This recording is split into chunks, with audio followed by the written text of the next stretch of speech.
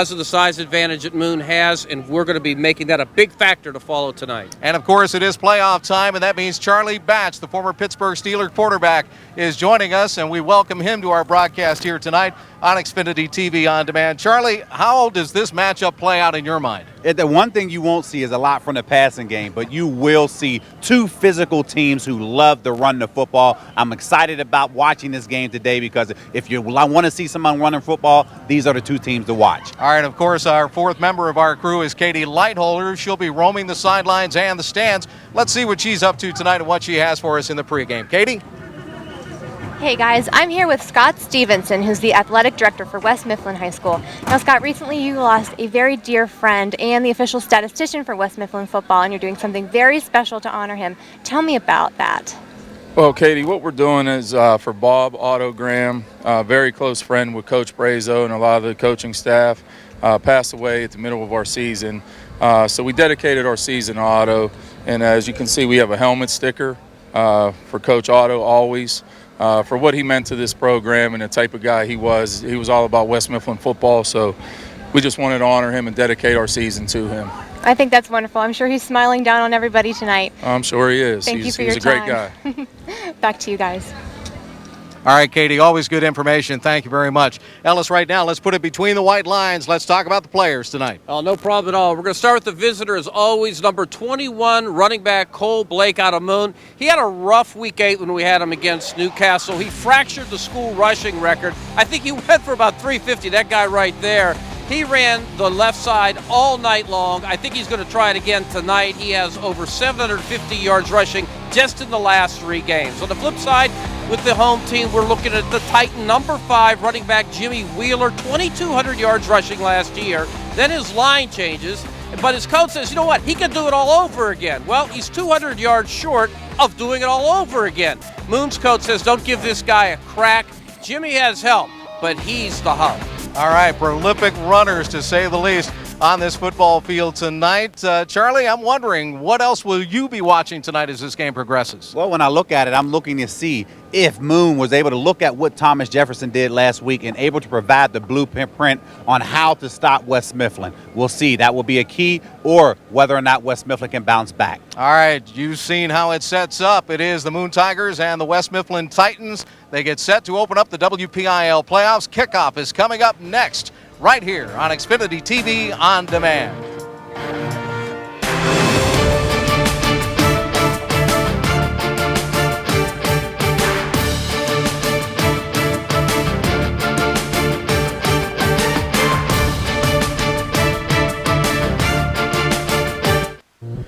Tonight's Xfinity TV High School Football Game of the Week is brought to you in part by Panera Bread. Start your morning right with Panera Bread Breakfast. Breakfast at Panera Bread is served every day until 11 a.m. Panera Bread, live consciously, eat deliciously. By the Pittsburgh Power. Pittsburgh Power Arena Football at Consol Energy Center. 2014 season tickets on sale now. And by 1320 WJAS, Pittsburgh's great music station, with your Bogut in the morning, Chili Billy, Bill Cardill middays, and the Chris Shovelin Show driving you home.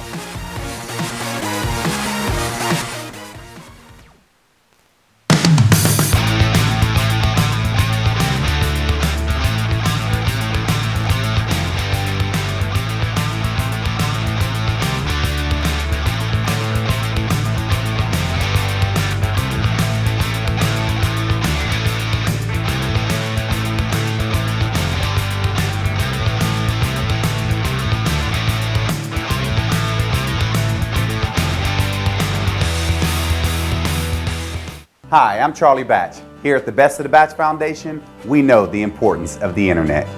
I use it to do my homework. We use the internet for everything. That's why Comcast offers Internet Essentials. It brings affordable internet into homes that qualify, because your child can really succeed when you have internet in your home. So call 1-855-8-INTERNET or visit internetessentials.com.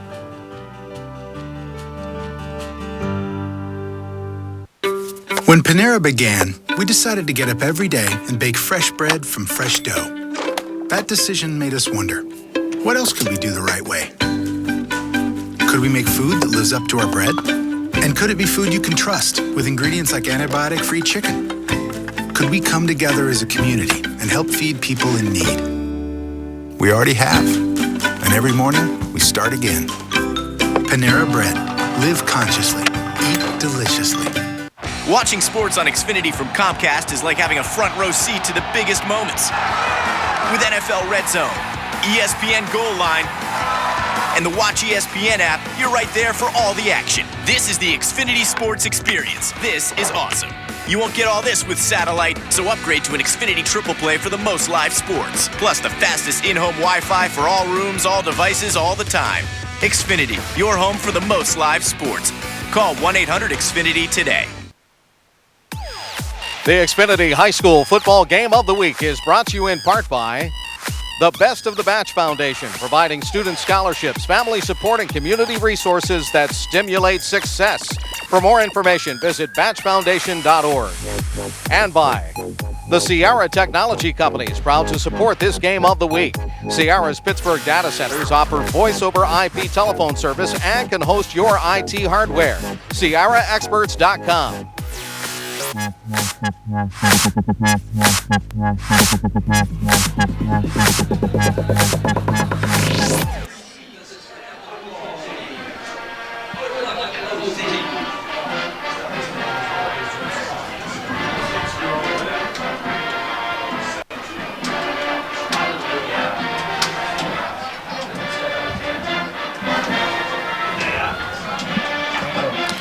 It is a pretty nice night for football here in Pittsburgh in western Pennsylvania, and our weather brought to you by the Wheel Mill, Pennsylvania's first indoor bicycle park, as we get set for football here at West Mifflin tonight.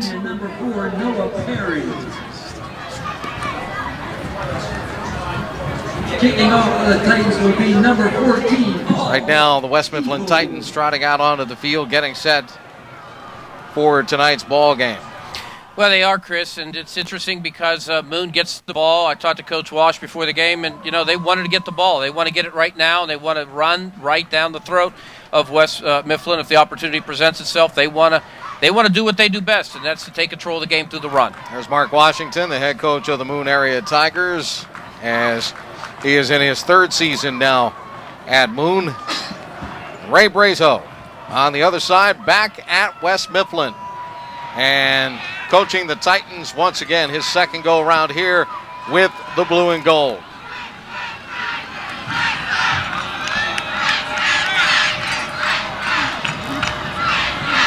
Kicker for West Mifflin is Paul Eagle. Our referee is Tom Trilly, and there are the Titans wound up and all set for high school football. Playoff game number 1 here tonight on Xfinity TV On Demand. There's Noah Perry back near the goal line, awaiting the kickoff for the Moon Tigers.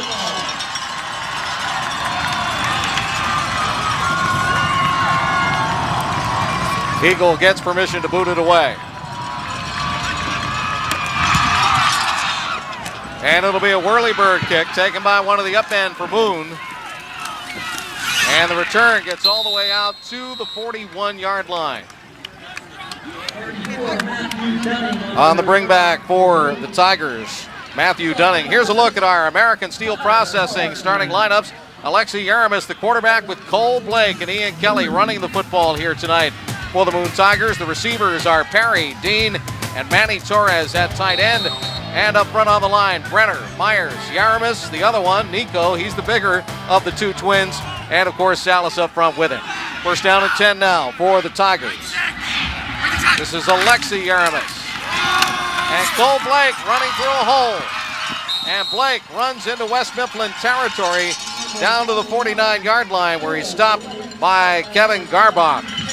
Right now, let's take a look at the West Mifflin Titan defense. Fontaine, Deavy, Bornak, and McKell are up front on the defensive line. Parsons, Morrissey, Weber, and Zuka are the linebackers in the 44 scheme. Garbach, Foreman, and Mitchell in the secondary. Yaramis will go under center on first down and 10. It's Cole Blake again. And Blake just running downhill all the way to the 39-yard line. And that's where West Mifflin finally stops him there. The tackle made by Tyler Parsons. Ellis Cannon, we've seen this before. Yeah, we have. Get used to it, folks. It's going to be a lot of 21, over 750 yards the last 3 games. We covered one of those. He had about 350 in one. They love to run left. They have a big matchup win on the left side of their offensive line against the right side of the defense. Blake is in the back of that backfield. Here he comes again. Off the spin move, able to slide his way to the 30-yard line. Charlie Batch, you told us, expect the run here tonight. We're getting it. You are getting it, and I think when you look back on the left side, right side, it doesn't matter at this point because they're gaining 8-9 yards on first down. Who cares about third down when you're gaining 8 yards on first down? Yeah, that's right. That's a tremendous win, and there's just a tremendous amount of confidence with Moon right now. As I said, they wanted to get the ball. They wanted to do what we're watching. It wins up front for them, and that's something they want to take advantage of. 2nd down and 2 after a gain of 8 by Cole Blake. Here's Blake again to the left side, and West Mifflin looking for him now as he runs to the 29-yard line. He'll be brought down this time by the Titans' Sean Devey. And also in there, 54, was Jordan Fontaine off the front side of that defense. They stop him for just a short gain, and now the officials are going to stop play here. The ball is spotted at the 29. I didn't think it was close enough to get the first down marker, but they do, and they want to call for a measurement. Well, they're a far way away from the chains, but I have to tell you that I thought that he did make it. But we'll see. I mean, it's a little groundhogging going on there at the very end. Charlie makes a great point. When you start off with 8 yards on first down, that just opens up the entire playbook. And while they probably don't intend to necessarily do that, if they're going to have the run working, obviously that's a wonderful circumstance to have. And now they're going to leave themselves just a little short, and they'll be fine. Just a tweener here. You expect them to run? You better believe they're going to run. Let's see if they stay with their game plan and run off to the left side like they've done the 3 of their last 4 plays. I knew I had to ask the first dumb question of the night. Right. Tom Trilley's the referee. Jordan Lexi, Kurt Shutterly, Dan O'Toole, Connor Shutterly, and Tyler Shutterly all on that crew tonight. Sounds like the Shutterly family reunion is out there in striped shirts. Well, one of the things that's interesting, and we talk about that matchup with the left side, we'll obviously detail guys like Brenner, who's 6'2", 255. He's a monster, and Torres, the tight end, and their left guard is 6'2", 250. But they're really shorter at the linebacker spot and only at 6 foot at the right defensive end spot. The other men in the backfield are Ian Kelly and Tyler Crenshaw. Cole Blake is the deep back in that wishbone. And it'll be a quarterback keeper. And Yaramis will take it and slide to the right and right off of his center. And his twin brother, he is up for the first down to the 27-yard line. I had a feeling that they were going to not go to Cole Blake that time. Yeah, you've got to mix it up a little bit. And again, you've got size there. And Yaramis, 6'2", 195. He's run the ball 35 times this year for 150 yards. Does that seem like a lot? No. But on the other hand, you see a lot of quarterbacks, including West Mifflin's, that has basically negative yardage. So he definitely has been able to be protected well and take advantage of short runs. Strong right formation this time. And the toss sweep will go to Cole Blake. And Blake gets stumbled at the 25, falls forward to about the 23-yard line. Charlie, this kid's a hard runner. He is a hard runner. You can see initially I thought he was going to be stopped for a 2-yard gain, but momentum allowed him to now pick up 5 yards, and he's just a bruiser out there, and he's going to be very, very tough to bring down this evening. He's only 5'10", 197 or so make it 200. But one of the things that we saw a few weeks ago is true. He's a catalyst, according to Coach Washington. He's dialing it up. And, again, he's another player just playing with a lot of confidence right now. 2nd down and 5. Both ends in tight for Moon. Cole Blake running left. And Blake bouncing off somebody at the 20 and falling forward down near first down territory at the 17-yard line. He looks like he has it. Out of the secondary, Dorian Foreman able to find him. We thought he had it last time, but they're bringing out the chains again. Right, and again, you're seeing contact early in some of these. You're not seeing wide open holes. Let's be clear about that. So that defensive line has been stout in that regard, but really it doesn't take a lot for Blake because he does run so hard, as you and Charlie just pointed out a moment ago.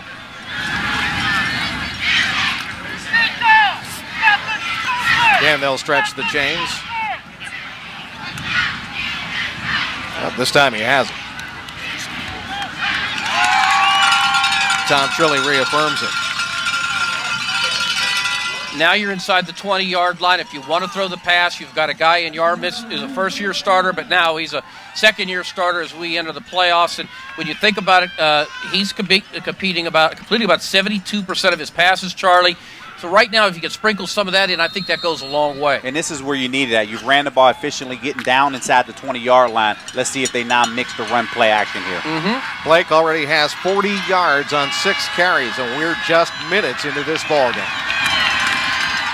They're going to go to the fullback this time, and that is Tyler Crenshaw, who plows his way down over the 15 and is dropped inside the 14-yard line. So they are mixing it up, but not so much with run and pass, with run and run. I love this guy. We've talked about him before. Tyler Crenshaw, that guy right there, 44, primarily a blocker, 6'4", 245. He's a basketball player, first year in the football program. Really doesn't have a lot of yardage running the ball. That's not what he's there for. When they have him in the Rhino, Charlie, he blows people country up. As we were down there on his sideline, I looked at his size. I'm like, wow. Right. Yeah. Big. Yeah. You have to, if you're going to ask him to block, at least make him happy by giving him the ball every once in a while. Crenshaw, Kelly, and of course Blake are the backs. This one will go to Kelly. Kelly will hurdle the line at the 10, and he'll jam it up to the 5-yard line. That's another Moon Tiger first down. Just a couple of weeks ago, he was our player to watch. This guy's an animal, offensively and defensively. Defensively, leads the team in tackles at 95. Offensively, the guy does exactly what you just saw. His coach described him as a bad boy, physical. He's everywhere on the field. He hits. He's got a big motor, and that's just some of the stuff they say about him. Tyler Parsons made the tackle, saved the touchdown. First down and goal for Moon. Power formation, strong left. They're going to run left. And this time, Cole Blake lost his footing as he dived down to the 5-yard line. One of the West Mifflin Titans to get there first was Vincent Williams, 33.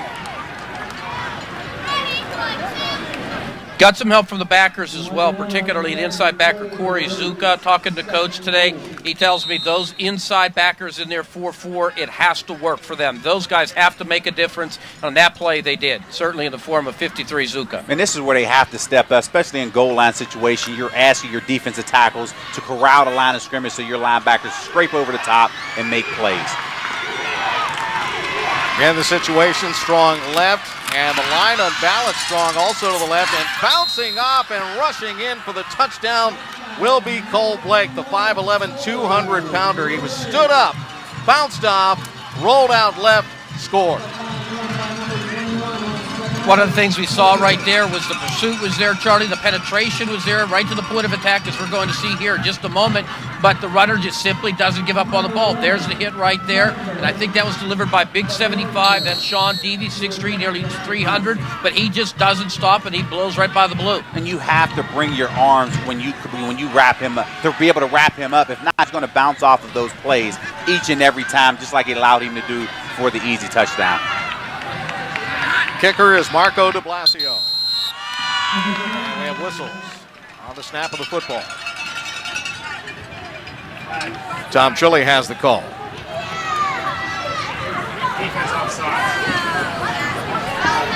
It's against West Mifflin for encroachment. So Moon will get the ball half the distance to the goal. They'll put it inside the 2.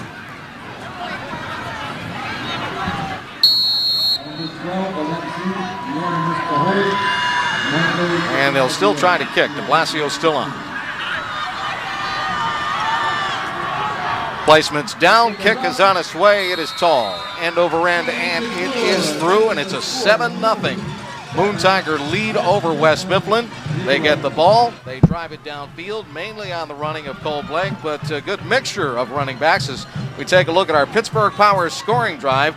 11 plays, 60 yards, 4 minutes and 57 seconds elapsed. A 4-yard touchdown run by Cole Blake. Now let's run to the sidelines and talk with Kate. There, I'm here with my lucky winner of a pass to the Wheel Mill, which is Pennsylvania's first indoor bike park. What is your name? And are you excited to try out this park? Can't wait. It's going to be awesome because it's 80,000 square feet and it's good for all levels of riders. Here's your pass. Congratulations. Have a great time. Back to you guys. I love it. He can't wait to get to the wheel mill. I'm looking at it. Are we eligible for that? I believe we are. 80,000 square feet. Nice to meet you. Unbelievable. I tell you what, I like that kid. He had an Olympic smile, and I have a feeling he's got Olympic-level performance in him over there, too. Hey, you know what, guys? It's interesting. We're going to talk a little bit about this, although the kickoff is coming up. When you lose and momentum, I want to get into that a little bit later. There's the run up, and again, a short pop-up kick. Free ball, and it goes out of bounds, and here comes the flag. Closest return man for West Mifflin was Jimmy Wheeler. He saw it angling to the boundary line and let it go. You see the strategy that Moon is using now with the same strategy that Thomas Jefferson used a week ago. They didn't allow Jimmy Wheeler a chance to return. They pooched every single kick and made West Mifflin drive 70 yards in order to attempt to score. At the 35-yard line. On the penalty, they'll move the football up to the 35-yard line. And the West Mifflin Titans will have their first touch.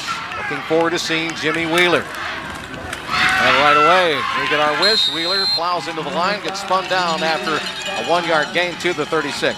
Let's take a look at the Moon Tigers scoring drive that was just finished with that touchdown run by Cole Blake. Here's Blake. He's off to the races already in this ball game. Kelly got a chance at it. And it was Blake who finished it off. Good hard running by Cole Blake. It was. When you look at it, 11 plays, 60 yards, all on the ground. That was an impressive drive by Moon. And an impressive stop on first down as they were able to get Wheeler. And now they play fake to him, and they'll run the football straight up the middle this time. And the running back for West Mifflin is John Green, taking it straight ahead. Let's take a look at the West Mifflin Titans offense right now. Our American Steel Processing starting lineup here tonight as they play at home. It'll be Garner at quarterback with Wheeler and Green, the running backs. Gibson, Garbach, and Weber are the receivers. And up front, Kasich, Zuka, Johns, Bornak, and Deavy. Our American Steel Processing starting lineups. 3rd down and 5. Pass by Garner. Out to the near side. Goes incomplete. Intended for Javon Gibson. A square out to the near side. Good coverage by the Moon Tigers. V.J. Dean was back there. And also Jonathan Gilmore. And we do have a flag down as well. Pass intended for Javon Gibson, but there's a flag on the play. Defensive pass interference, 15 yards. Pass interference. I said it was good coverage. It was too good that time. Too good. You can see he just got there just a little bit early. Referee was in position to be able to see the contact, and he threw the flag, which you obviously Moon wasn't happy about that penalty because they thought they had a 3rd down stop. Instead, it's going to be a 1st down for West Mifflin as Ray Braso looks on. 1st down from the Moon Tiger 45-yard line. Howard Clayton will split out wide to the left side. D'Angelo Mitchell is the slot man. They're going to run it. This is Wheeler with a block. Wheeler slipping through up to the 40-yard line. A 5-yard gain by Jimmy Wheeler. And he was able to slip a tackle right at the line of scrimmage. Let's take a look at the Moon Tiger defense in our American Steel Processing starting lineups. Moon Tigers have Ryan Otto, Charles Brenner, Nico Yaramis, Sean Myers, and Manny Torres up front. In that 52 defense, Gilmore and Kelly, the 2 linebackers, counted on heavily. Dean, Bondi, Farbo, and Blake in the secondary. 2nd down and 5 for West Mifflin. Backs are in the eye. Garner turns and gives to Wheeler. Stop to the line, a stop and go move, and Wheeler is able to make a positive 4-yard gain off that left side. Well, Chris, I mean, we're not talking about a highly, let's just put it this way. Physically, he's a shorter stature, but he's got a huge heart. This guy, as I mentioned earlier, 2,200 last year. He's got a lot more power than people know of, according to his coach, and that was a perfect example. He'll go up the middle, he'll go outside. Right there, they needed to get a little bit of, they needed to get some gut out of him, and that's exactly what he delivered to set up a 3rd and short. And what I like about him, his feet are always moving. 3rd down and short here, 3rd and 1, and Wheeler kept the feet moving long enough to dive forward to get the 1st down inside the 35-yard line. So West Mifflin will again move the chains. Not only did Thomas Jefferson slow the Titans down and shut them out 35-0, and that was their lone loss of this season. And really a really bad loss because they lost a lot of respect throughout the WPIAL as far as seeding in this playoff tournament was concerned. Well, Chris, you heard me say a moment ago, momentum, and when you lose, this is a 12-5 game in the brackets, and just like we see at March, I like 12-5 games, and I typically like 12. Right. I like a little 12 tonight for one of those reasons. The momentum, I think, is strong in the white team, and the effect of losing late and that bad against that team could be a very interesting issue tonight for Blue. Wheeler trying to run off tackle this time, and again wrapped up quickly by the Tigers up front, and that was Jonathan Gilmore who came and found Jimmy Wheeler. And of course, Jimmy was shaken up in that game last week, and after that game he suffered some concussion-like symptoms, so they had to take it easy on him. Right, and that's one thing when you're focusing on health and safety, concussions are a point of emphasis, and they were right to go take him through those tests to make sure he was cleared to be able to play in this game today. 2nd down and 9 for the Titans of West Mifflin. And they're going to go to the up man, and that's John Green running the football. Again, the Tigers able to stuff the run. Brenner was there, so was Gilmore for the Tigers. A short gain of only 2. Is a short gain, and now it sets up a very long, relatively speaking, 3rd down, 3rd and 7. And again, you're able to see right there Charlie Brenner. He's a guy I'm going to talk about all night long because I think he's one of the best football players on the field. I think he's one of the best players in the WPIAL. We've chronicled his personal story. I think this kid's got an upside at the next level. Ian Kelly was also in there diving in. Out of the secondary, he's a hitter. Blitz is on. Garner is back. Still alive, and now he's going to go down. Wrapped up by Charles Brenner, the man we just spoke of, the 6'2", 225-pound senior for the Moon Tigers. Is exceptionally strong. He's got a huge pressure there. You're seeing him right there, 50. Spoke to the young man before the game, tremendous maturity, but he's a strong guy, all type of huge records in terms of bench lifting, and he's just not quitting on the play, Charlie. He's not quitting on the play. Absolutely not. He came in, he two-gap, didn't allow, to lose his contain. He played disciplined football right there and allowed him to go in, make that sack, and that was a critical point because West Mifflin was driving and not able to convert there. West Mifflin will punt. Colton Weber is on, gets a good snap, a little bit of a rush, and he'll wobble one downfield, and it will bang at the 6. And, West Mifflin could not keep it into the field of play that time. Quickly down there was James Hawkins, but it is a touchback. And right now, let's find out the keys to victory with Mr. Cannon himself. Okay, we'll go to Moon first. Control the lines. I guess we've already seen that. We've talked about it. It's a big part of the culture change out there. Win there and win the game tonight. Number 2, control big plays. Jim Wheeler's the wheel, but there are a lot of spokes on that offense that can hurt you, including a quarterback. You just saw some respect shown by the defensive pursuit. And finally, execute. Establish that run offensively, defensively. Don't break down. No mental lapses. Get off the field on 3rd downs. Let's do West Mifflin really quick. How about it? Win up front. That's important, particularly in the O-line to free Wheeler. Have to have holes. O-line got shut down last week. Make a play. If it's not Wheeler, somebody in press coverage or with 8 in the box has to do it. And finally contain the run game based on size. Once again, that should be there for Moon on the left side tonight against the right side. The Titans really need to force long drives. And there you just saw it. They did not contain the run game there. And again, Charlie Cole-Blake just looking tough. Yeah, he was looking tough, but one thing about it, when you get into those piles, you have to hold on to the football. West Mifflin was able to strip the football, maintain or recover, and now give them great field position as they come back for their 2nd drive. All those spin moves, it looked like he was going to get a great gain out of this thing. Ball comes out, and the Titans jump on top of it. Jordan Fontaine is the man who ends up with the football for the blue and gold. And now they have it back with excellent field position at the Moon 39-yard line. Slot right and a flanker to the left. Moon showing blitz. And it's going to be an end around. That was Wheeler set up as the flanker, and he's off to the races. 30, 20. They get him from behind and tumble him out of bounds at the 10-yard line. Jimmy Wheeler.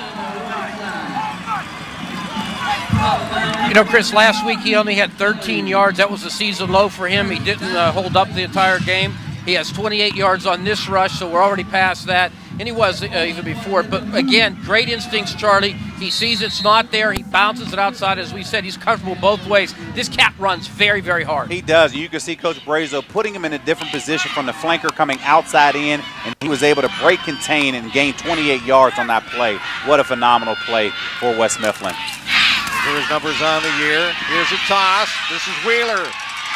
And this time he's going down. And Ian Kelly, who saved the touchdown on that last run, makes the tackle deep in the backfield. And West Mifflin loses deep yards here all the way back to the 20. Well, we talked about it before early on. You're going to see it glued to the defense, very committed, knows what to do, leads the team in tackles with 95. Not the greatest exchange right there. It made it a little bit easier, but 22 was on the spot. And, boy, he is a glue guy. On the spot, and there was a mix-up there. You had a pitch. They weren't able to get the timing of it, and pitch out late. And by that time, the speed of the Moon defense was able to collapse and bring them down for a big loss of yardage right there. Wheeler with 31 yards on 7 attempts. Here he comes again. A nice spin move inside the 20 and down to the 16-yard line. And again, Jonathan Gilmore there for the Moon Tigers as West Mifflin trying to dig back upfield. Gilmore's the guy that's described by his head coach as the brains of the defense. He calls the players. He puts everybody in position. He had nearly 40 tackles. I mentioned earlier Coach Washington saying, look, it's Wheeler. We get all that, and we love him. He's a great one. But there are some other weapons on that team. He stressed that to me, Charlie. And I tell you what, he talked a lot about Carlin Garner. He's only a sophomore. Says he has a gun for an arm. Use the word cannon. No pun intended. You would bring that up. Okay. Here's Garner back to pass. Looks, end zone. And that ball is cut for a touchdown for West Mifflin. That is Kevin Garbach hauling that one in on a flag pattern to the far side. Well, there you have it. I like it. You just talked about the cannon for an arm, right. And he put it on display right there on the corner route. Perfect pass with touch to allow him to score in the back of the end zone. Now, credit to Coach Wash. He turned me on to it, and I'm telling you, he did say that, and he said that, again, Jimmy's the hub, but there are a lot of spokes. Or actually, I said that, and then he laughed, and I said, well, you could use it with the team. He goes, okay. But you just saw why. He does. He's got a big arm. Just a handful of seconds to go here in this first quarter. We saw run, and then pass for a touchdown by the West Mifflin Titans. Eagle on to kick the extra point. It is up. It's true.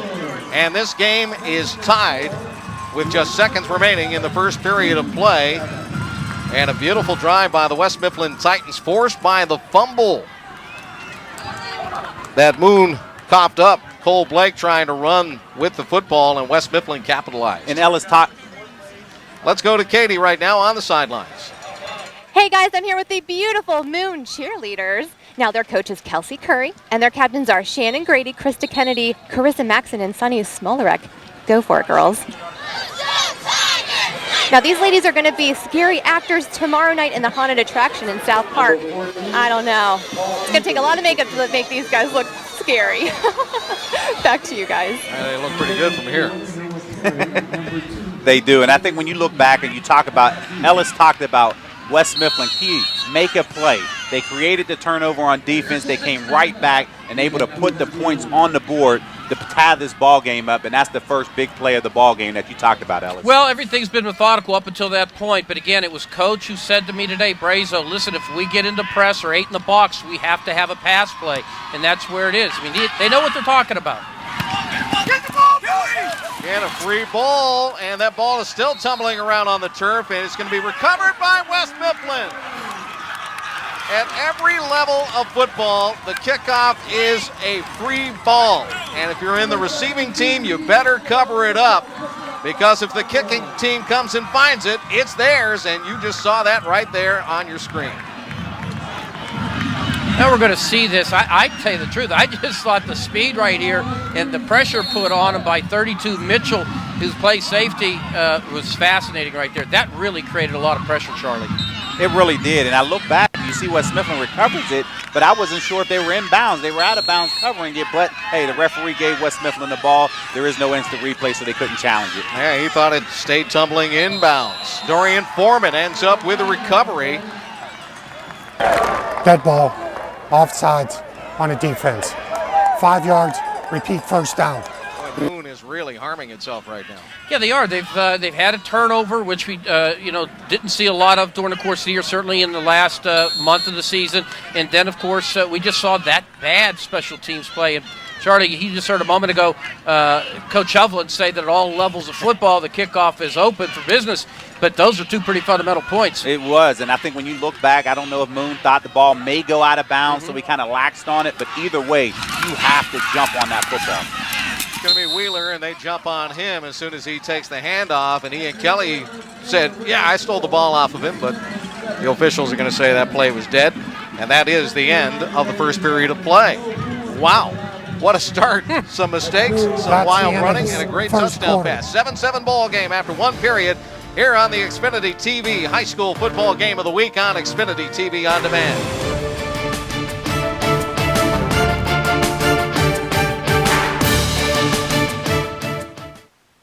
Watching sports on Xfinity from Comcast is like having a front row seat to the biggest moments.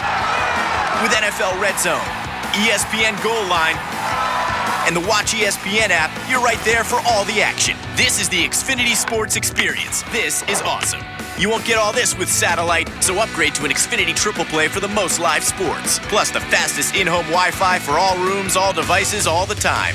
Xfinity, your home for the most live sports. Call 1-800-XFINITY today.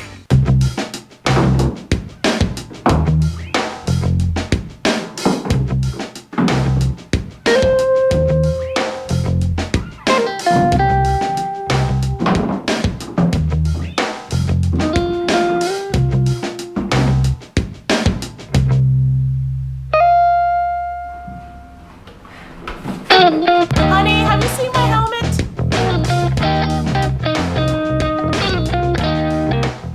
Hi, I'm Charlie Batch. Here at the Best of the Batch Foundation, we know the importance of the internet. I use it to do my homework. We use the internet for everything. That's why Comcast offers Internet Essentials. It brings affordable internet into homes that qualify, because your child can really succeed when you have internet in your home. So call 1-855-8-INTERNET or visit internetessentials.com. Have an extra vehicle that you can't trade in or sell? Donate it to Goodwill. One phone call to Goodwill, and our friendly tow truck drivers come to you. Our drivers make it easy, and the IRS still allows a tax deduction for donated vehicles. Donations support Goodwill's mission of helping people find meaningful employment. Call 888-3040-CAR or visit us at www.goodwillswpa.org. Goodwill. Good cause. The Xfinity TV High School Football Game of the Week is brought to you in part by Kennywood. 2014 season passes are available now. Buy them online at kennywood.com. And by American Steel Processing Services of Neville Island, Pittsburgh's premier metal recycler. Turn your scrap into cash. They're paying the highest rates in the region for aluminum, copper, brass, and steel. Call them at 412-771-7805. We were just talking about Kennywood. We're right in the shadows of Kennywood Park, just up the hill here in West Mifflin. Absolutely. They had their big Halloween fright night. This is always an exciting time of year. And you should know, I mean, you grew up just miles away. Yes. Steel Valley High School grad Charlie Batch joining us. Another pass for West Mifflin. Garner, no, he's going to tuck and run. Saw an opening, took off, and the ball is loose. I believe they're going to whistle it down at the 1 yard line, and they will. Garner was able to get up to the 1, got hit there, but his knees were down.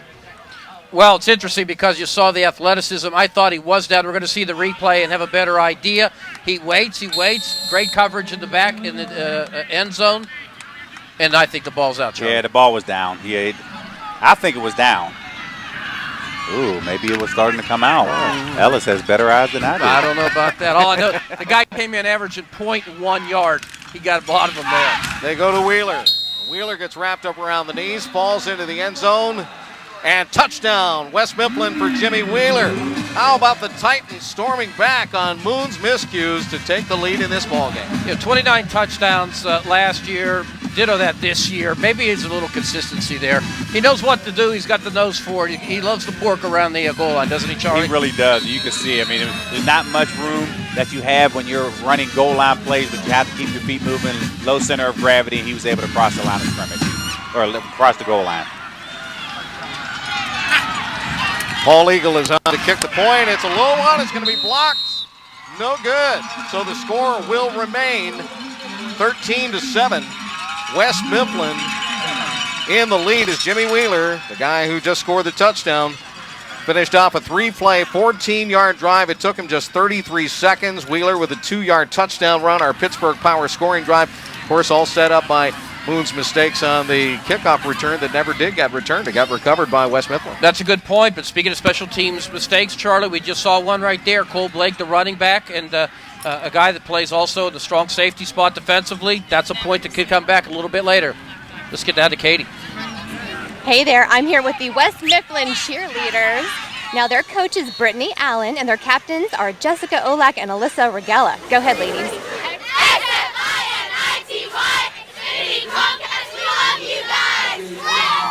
Oh, they love us. I love it.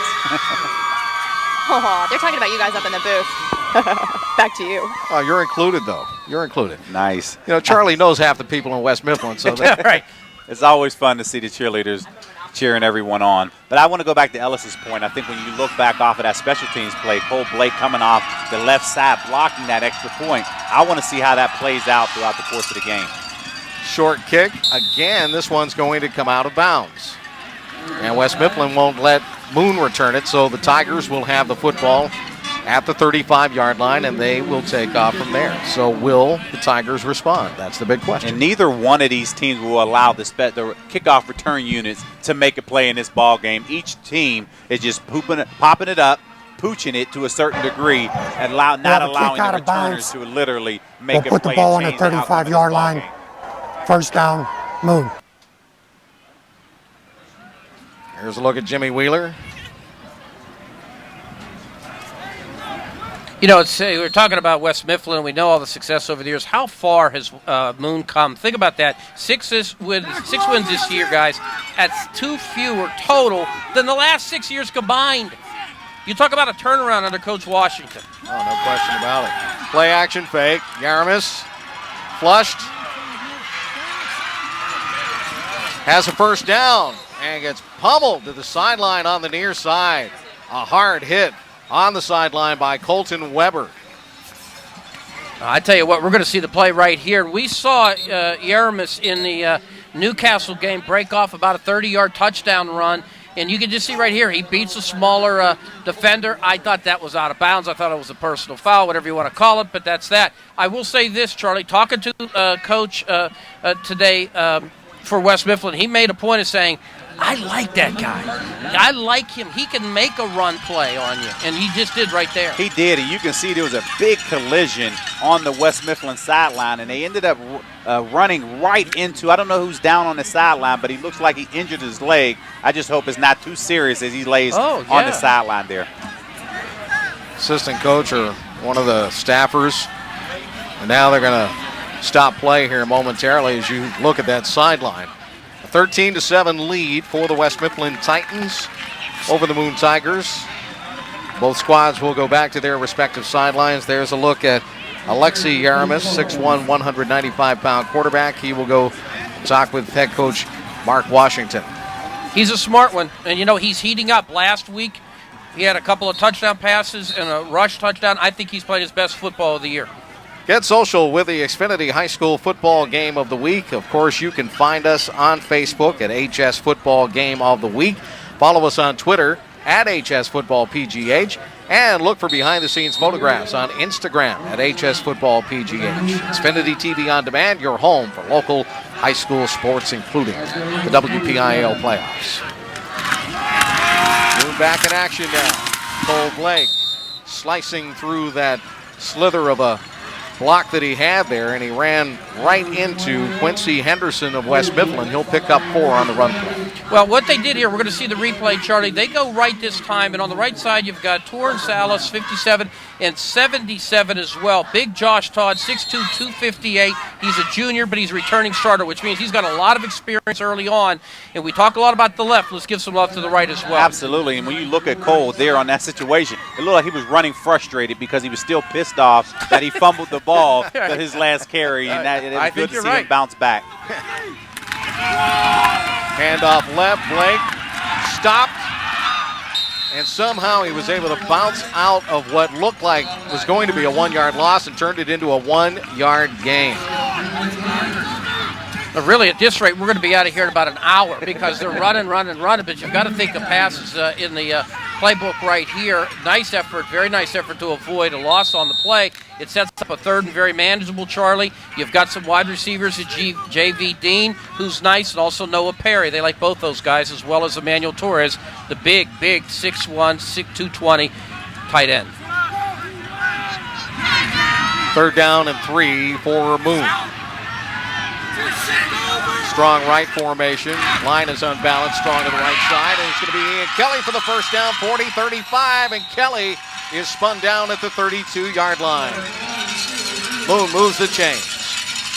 And that was a nice change up there. They lined up unbalanced, came right back with a quick hitting play to the left, and they literally caught West Mifflin off guard, and the hole just opened up and allowed him to gain that first down in the West Mifflin territory. C-Batch had such a great point, and you know, I've always called you that, particularly on the radio show. But I have to tell you, your radio show that I hosted, he only carried about less than 25 times all year, but he averaged 8.5. You talk about keeping guys, what was the word you just used there, surprise or something to that? Right. That's exactly what we just saw play out.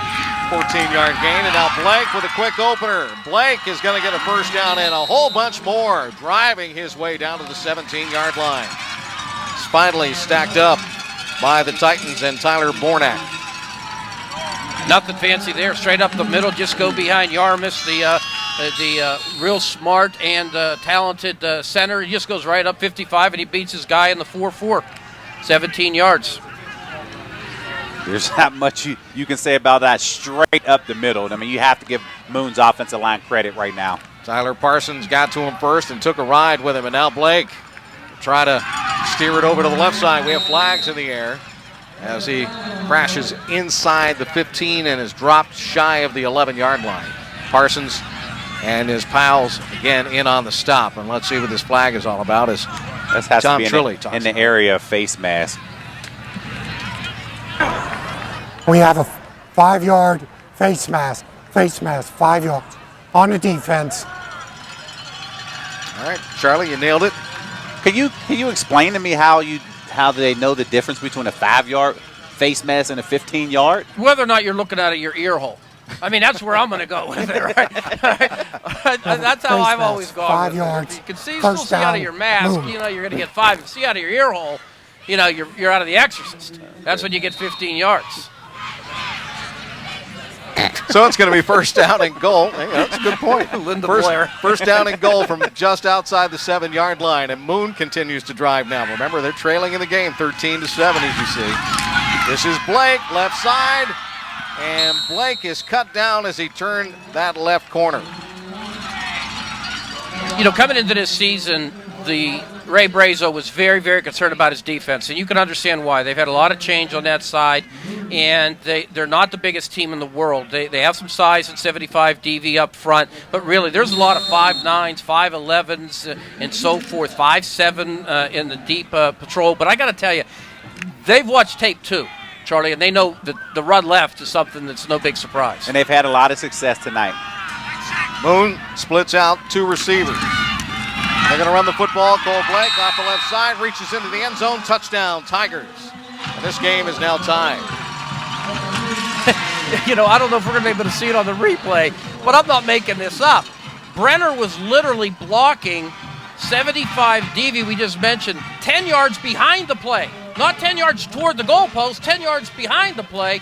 And boy, here once again, just running. He looks like he's running downhill, Charlie, on a 1-yard run. I mean, when you look at that, nice patience, nice vision of letting the play develop, getting in, bouncing out, and able to cross the goal line. Okay, gentlemen, how important are extra points? We're going to find out. This is a tie game. And now it's not. Moon has just taken the lead on de Blasio's point after touchdown. That's the difference in this ball game. As we take a look at the Pittsburgh Power scoring drive. 8 plays, 65 yards, a 3-yard touchdown run by Cole Blake.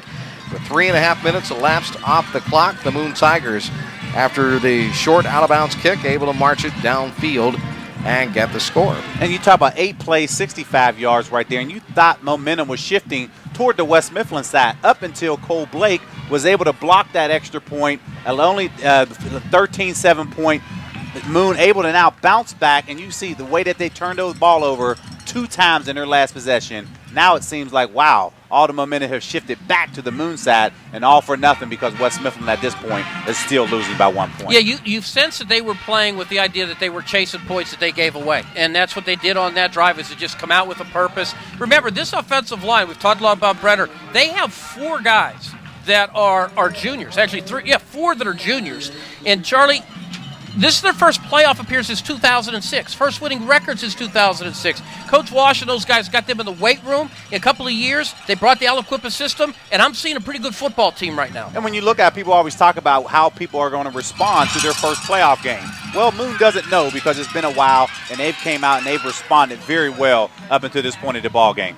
Squib kick, and it's going to be brought back to the 45-yard line by Dorian Foreman. Hey, if you like what you're watching, then we have an offer for you, high school sports fans. Xfinity TV sports telecasts are now available for purchase on DVD.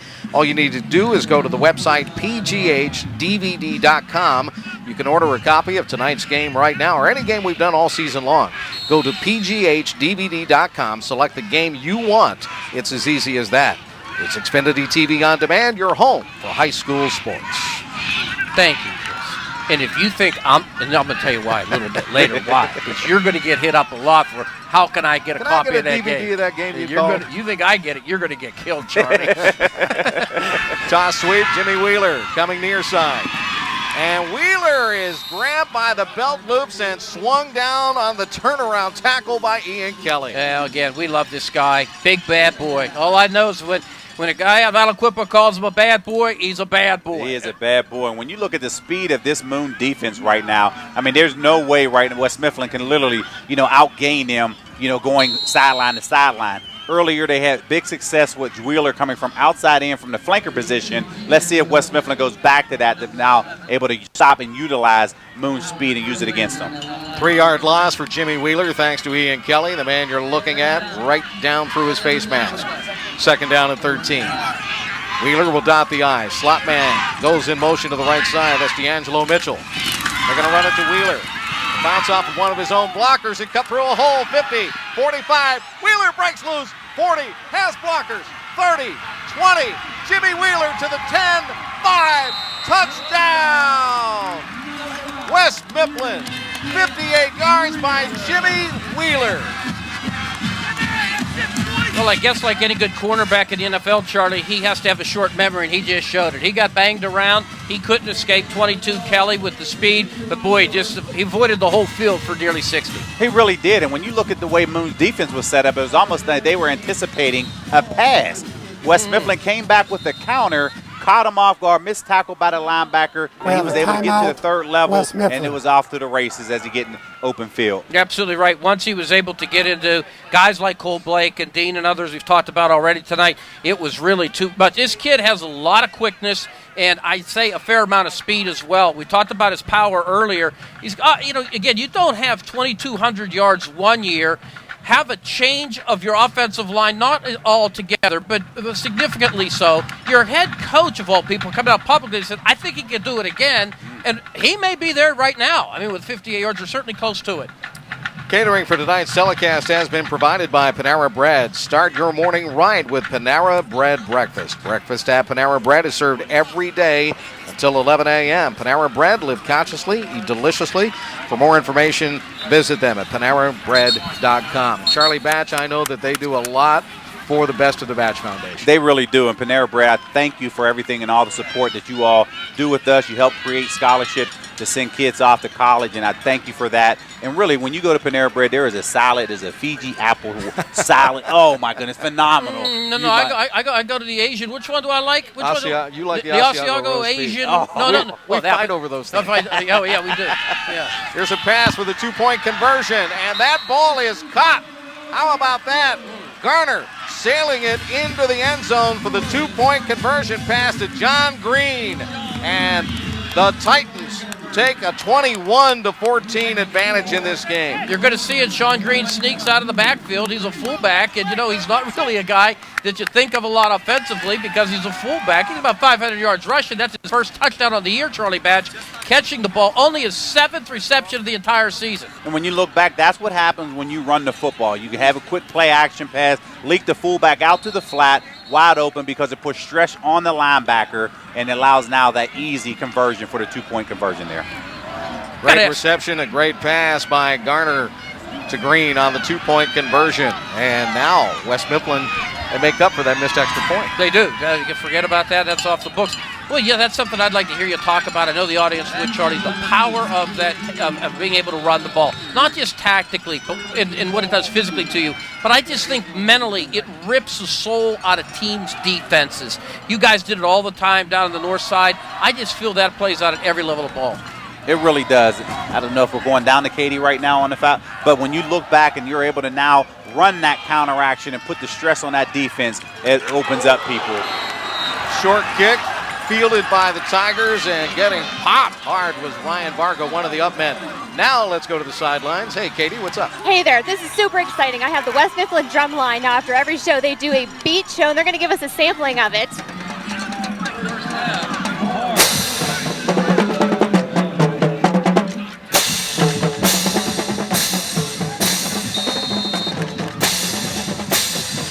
Back to you guys. Wish we could be there for this after the show. Sounding good. Can't wait to the halftime show. Katie will anchor the halftime show from the sidelines, brought to you by Wish 99.7 tonight. See Cole Blake skating his way upfield over the 40 and ahead to the 41-yard line.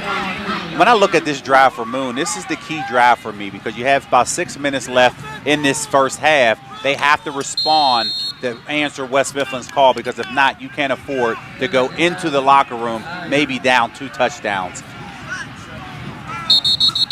2nd down and 7 after a 3-yard gain. We have one of the players for Moon shaken up. Timeout. That is Joshua Todd, and you can see him holding that left leg, and the officials will promptly call the timeout to allow the trainers to get out onto the field for a check. Hey, coming up at halftime, it's going to be a very colorful and very musical halftime show, as you would imagine. Both marching bands from West Mifflin and Moon will have halftime stats and first half highlights, and this has kind of been a highlight film of the game so far. It's all brought to you by today's Wish 99.7, where every Thursday is $1,000 Thursday. All that coming up at halftime. Let's watch the impact of him being out of the game. We just got done talking about going right up behind Josh Todd. Coach Washington calls his team balanced offensively. He wants that 60-40, 70-30 run thing. But I got to tell you something. They have to have balance on the left and right of that line. He gives it to them. It'll be interesting to see how this plays out. 2nd down and 7 for the Moon Tigers. Tight formation, play action. Yaramis rushed. And we're going to see flags, probably a holding call coming up here as Yaramis is able to break loose and dash over the 50 and into West Mifflin territory down to about the 46-yard line. But I've got a feeling that we're going to get a holding call on the offense, 10 yards from the spot. I think everybody in the building had that feeling. You did. You talked about, and Ellis just talked about, okay, what's the point of Josh Todd leaving his ball game? Well, what happens is you go back, set up the pass, you have a holding call right now. It did that cause it? I don't know, but either way, it's a 10-yard penalty for Moon. Well, maybe there's just a little less trust on that side of the field, that side of the line. I mean, I think that's one of the things that happens potentially. 10 yards. He did a full-blown hold of him. Yeah, that was an easy call. I mean, he literally just grabbed him. But if I'm the quarterback in that situation, you have to step up and press the pocket and not allow the outside because your tackle or your offensive line is expecting you to be inside that pocket and not outside, and that puts pressure on any offensive line. Keyshawn McKell was the man being held. It could have been a sack for him. He was right in on Yaramis that time. And the Tigers will be backed up all the way to the 23. Now they're going to sprint out 4 wide receivers. 3 to the right. Aramis controls a low snap. And again, he's pressured, and this time he'll pass it upfield. It's complete to Kyle Bondi. And Bondi able to turn his way up to the 39-yard line. He'll make up 16 yards on that play. I'm really glad this guy made a play. I've been wanting to get to this guy all day and all game. This is an example of a player coming on at the end of the year when you need him. He's making plays offensively and defensively. He's got great size at 6'2", 200, Charlie, so you know you're going to be able to find him. Your quarterback's about the same size. Only 8 catches on the year, but 2 touchdowns, 1 last week, playing well at the right time of year. 2 slots, 1 to each side for the Tigers now. 3rd down and 9. Yarmus looking left the whole way, trying to throw a slant, and that ball is incomplete. He was looking for B.J. Dean. And we have another injured player back at the line of scrimmage. One of the West Mifflin Titans is shaken up this time. Won't guess. Looks like it's got a 6 in front of it. I could, but let's just see. Timeout for an injured 62, player. as we thought. And that's Tyler Bornak. He's a senior, 5'11", 210. He plays basically in the right guard, if you will, the right defensive guard spot. Get social with the Xfinity High School Football Game of the Week crew. You can find all of us on Facebook at HS Football Game of the Week. Follow us on Twitter at HS Football PGH. And look for behind-the-scenes photos on Instagram at HS Football PGH. It's Xfinity TV On Demand, your home for high school sports. Charlie, I know that you two are into the social media game these days. I see a lot of your stuff and the Best of the Batch Foundation on Twitter and, of course, on Facebook. Yes, I am. On social media, Twitter is CharlieBatch16, and Facebook is just Charlie Batch. So it's just, always exciting to get a chance to interact with the fans. I go out to games and go into the student section, put them on Facebook, put them on Twitter. It's just exciting because now social media is everywhere, and they want to see themselves on the phone. So you know what I love the best about it? There's all those pictures with the pose. And if you don't know what I'm talking about, go to Charlie's Facebook page. You'll see the pose. The pose. 4th down and 9. Boone will punt. This one is a rocket. Fielded by the Titans, D'Angelo Mitchell. Mitchell will reverse field. Found a little bit of an opening, and then the flag comes out as he returns it out to the 30-yard line. Under 4.5 minutes to go here in the second quarter of play at West Mifflin tonight. Yeah, it looks like we're going to have a clip or a block in the back. We have a block in the back on a receiving team. 10 yards from the spot, be 1st down. And that's one of those, you have to be smart. If you can't get your head in front, put your hands up, body him out like you're playing basketball, but there's no way that you can get that penalty because that is a huge penalty because now you're taking yourself back even further when you had good field position to start. Well, 2 things, Charlie. One, I'm going to go back to what you said a moment ago, the importance of the drive for the Tigers in the last possession. They don't do anything, so we'll see whether or not that scenario you described could unfold, which is another score potentially. But that's just made more difficult. But even the pros have difficulty with that. We see that in the punts all the time. Right. Guys, they don't practice it live. And that's what it is. That's exactly what it is. Right. They don't practice it live, and then you can see it showing up on the field. Draw play, Wheeler. And he just stacked up as soon as he comes to the line of scrimmage. Sean Myers just wrapped his big arms around him and tossed him down. They need a defensive stop here, and I think for the reasons that Charlie's talked about, and even beyond that, I just think that just momentum-wise, they came out, did what they wanted to do to open the game. They don't want to end the half the opposite direction. About 3 touchdowns a game, 22 points. But, again, when you're 4th in the Parkway, you're going to have some pretty good competition, and you're going to give up points now and then. Just think of who they lost to this year. Mm-hmm. Central Valley, West Allegheny, and Newcastle squeezed them at the end to win by 1 in a high-scoring game. Bobbled snap, Garner controls it. Now Wheeler gets the toss, and Wheeler lost his footing. Tripped over something at the 10-yard line, fell forward to the 12. Did not get back to the line of scrimmage. And this is the second time that this happened in this ball game. He tried to run a sweep out of the I formation, had trouble with the pitch, He bobbled the snap there, but again, it's still something that they've had trouble 2 times running this play. I don't know if now you get away from running that play and get back to your strength, which is your counter plays, that you have a lot of success in this first half. And they've had success on this field. They know this turf quite well. They're 4-1 at home this season. I guess I can go public now and say that Chris Shovelin threw a giant wad of bubble gum on the field right before the game in that spot. And look what happens now. You take out Jimmy Wheeler. It's my fault. Yeah, right. Timeout called by We have a timeout. Moon. We have 2 minutes and 57 seconds left here in this first half of play. Right now, Moon is thinking field position and trying to pin West Mifflin either back deep in their own side of the woods or at least forcing them to punt deep in their own territory. So Moon is going to get pretty good return position. And it all started with the penalty on the punt return, pushed them back, and now it gave Moon a lot more confidence in his drive, because here you have now 2nd and 13. They called a timeout because they're expecting to stop and hopefully get this ball back. Charlie, I sell right now. They run the 52 for a reason. They feel they've got defensive ends in Emmanuel Torres and also Ryan Otto, both nice-sized guys to bring the pressure. We've seen them bring the pressure this year and have a lot of success. That's why you have the 52, is to bring those guys on the edge. If right now you could do that with success, you totally change the possession of the field. And that's what I do. I trust my linebackers. I got good ones, and I'm sending my guys now. You do trust them, and I think when you look back, and if it wasn't for the missed tackle, and you have to credit Jimmy Wheeler for making that happen on the long run, but they have had a lot of pressure, holding West Mifflin to minimal gains.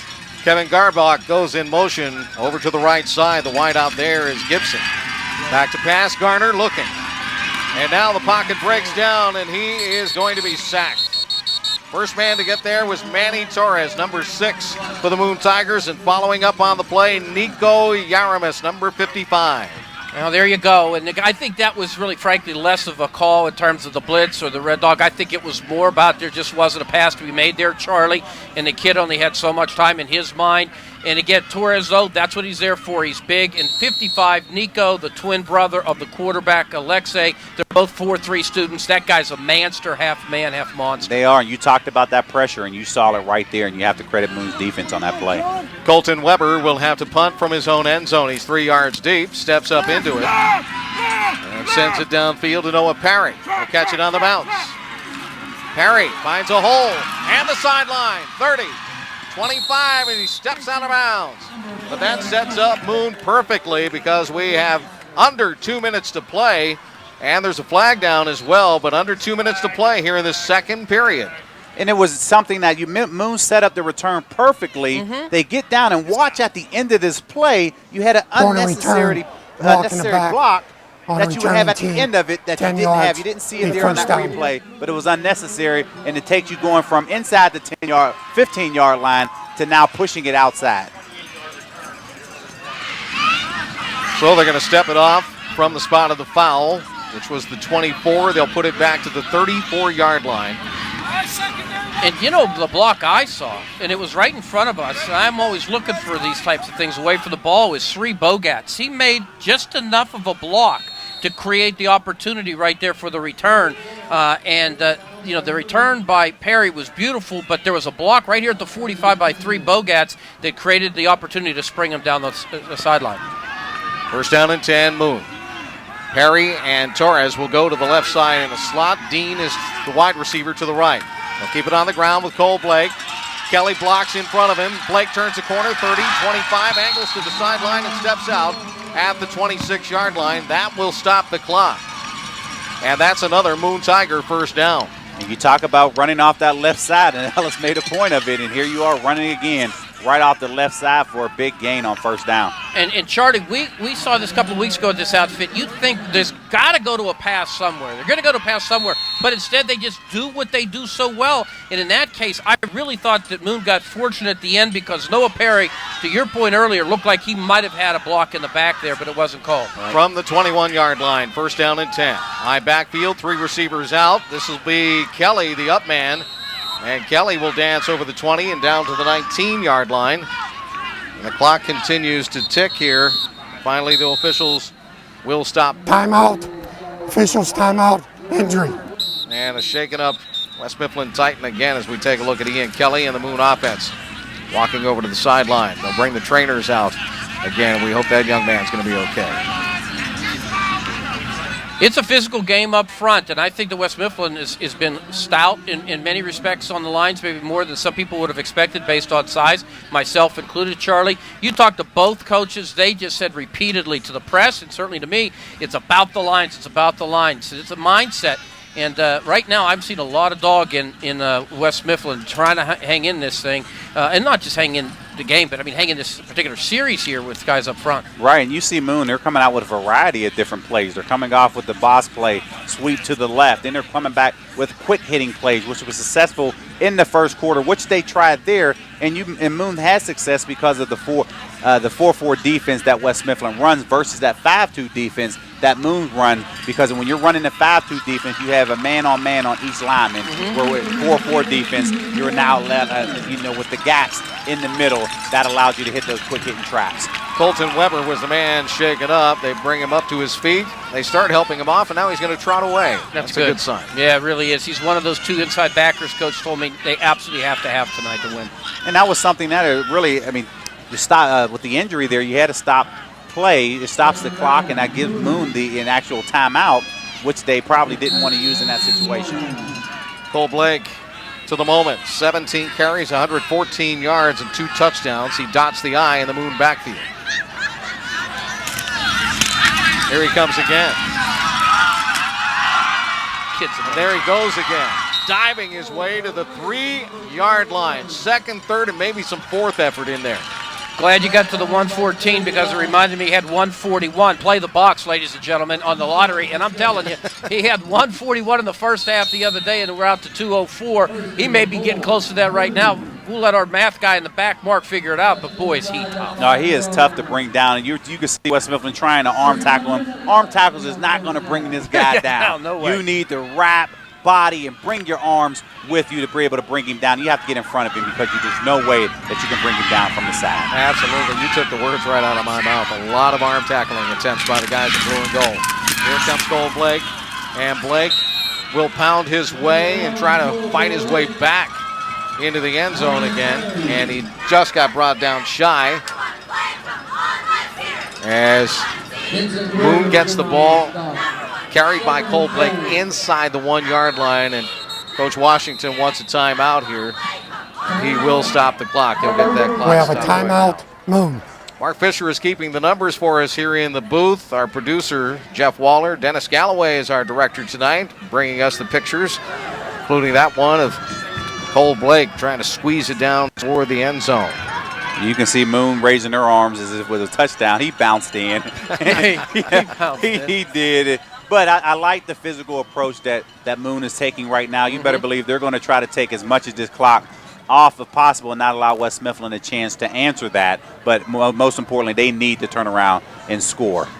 Halftime is coming up, of course. We're just seconds away, about a half minute away. In the Wish 99.7 halftime show, we'll have the marching bands from Moon and West Mifflin High Schools.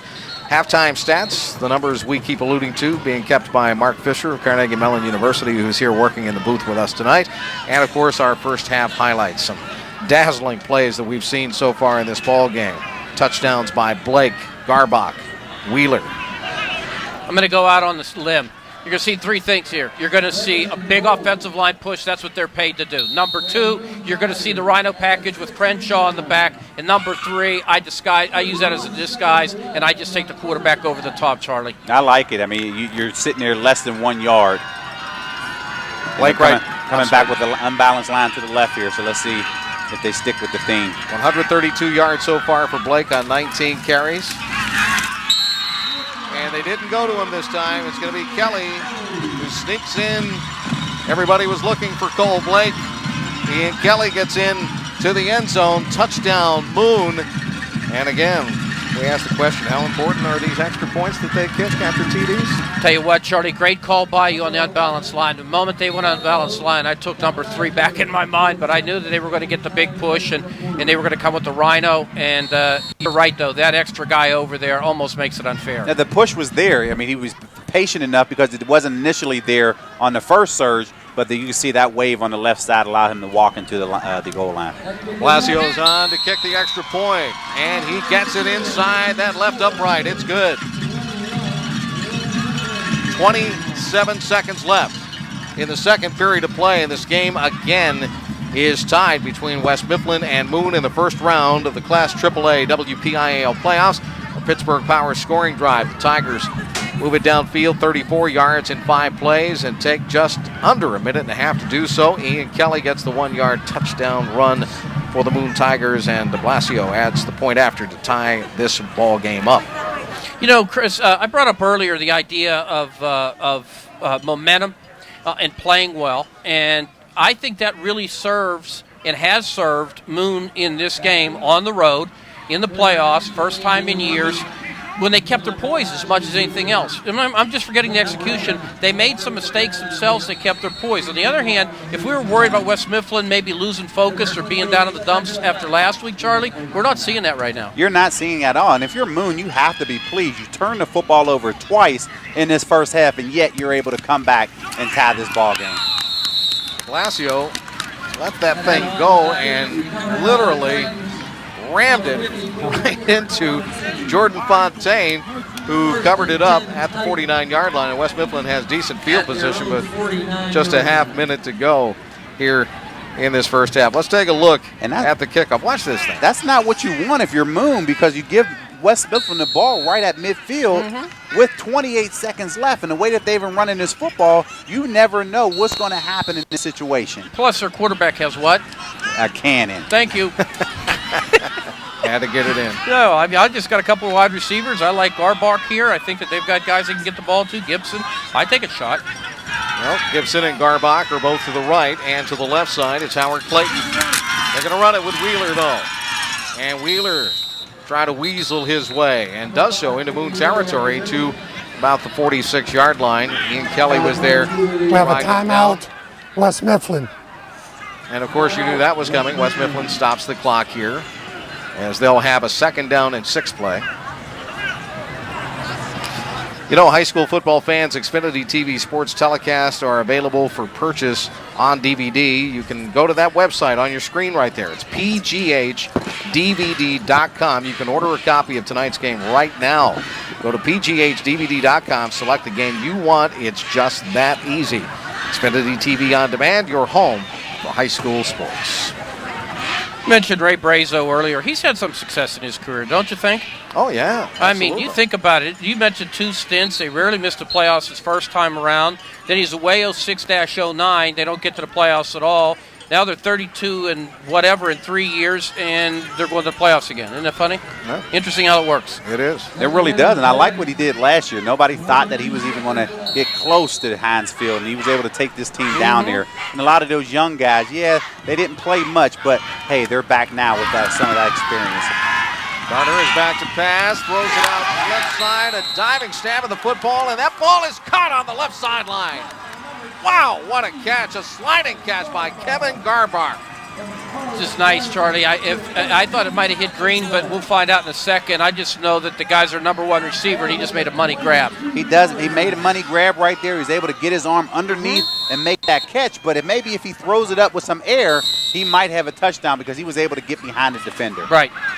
Now the officials stop play again. But I like the arm in that situation. He was able to drive the ball, deliver it, but hey, quarterback, he threw it where he thought his receiver was going to go. Great point. That was a 25-yard pass play. West Mifflin obviously has called another timeout. Only a dozen catches on the year. That's not their game. We know that. They roll different, but I will say that he certainly looked a lot more polished on that. Like you said, getting his hand up underneath it, we're certainly at least giving that impression. Yes, he did. And it puts him now 22-yard line. Hey, why not? You have some success throwing the football. Let's see. They hit a corner route for a touchdown earlier in this ball game. Another corner route just now. Let's see if they attempt to run it again with man-to-man coverage on the outside. 12 seconds left in the first half. Tie ball game at 21. Garner is back to pass, has time, and now he's hit, and he's going down. The ball came out. Garner was able to capture it, but he was sacked back at the 22-yard line. West Mifflin, their 3rd timeout. And West Mifflin calls their final timeout. They have 5 seconds left in the first half of play. 1 play to go. Mr. Batch, I'm going to allow you to call the play since you were the quarterback. Yeah, I think when you look back, before I go there, let me go back. Yeah, Nico right there applying pressure. That was just pure one-on-one, beating the man in front of you, causing a sack because he did have men downfield.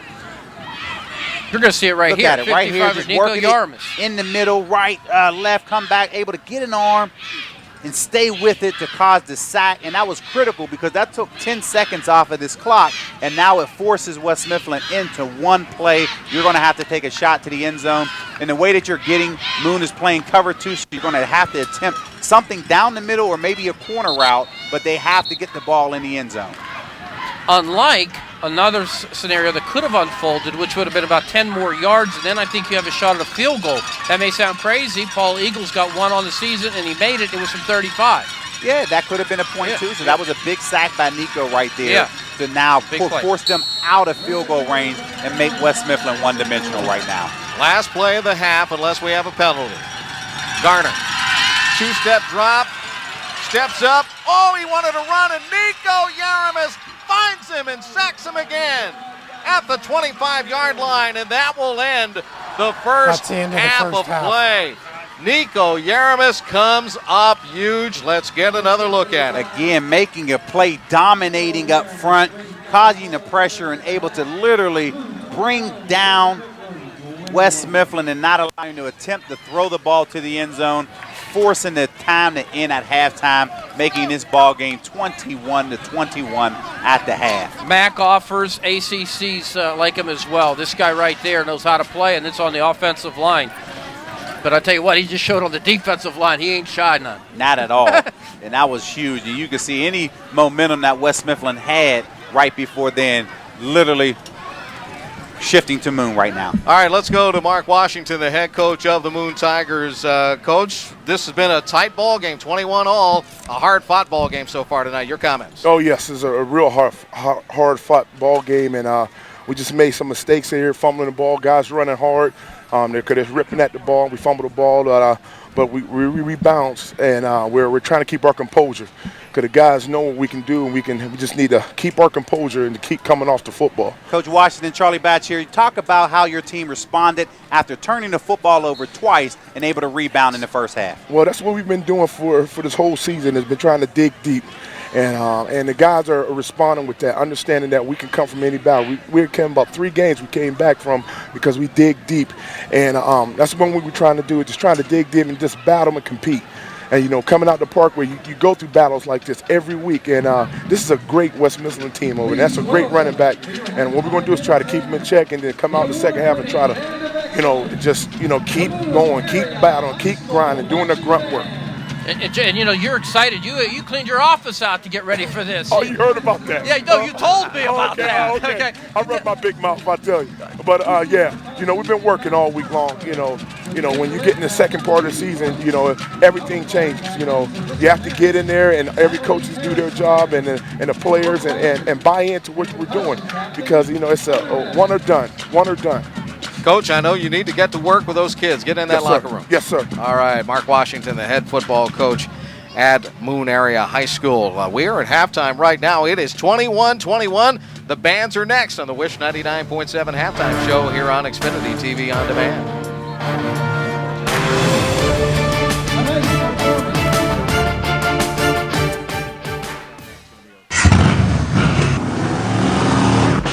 Where you gonna go when the night gets cold?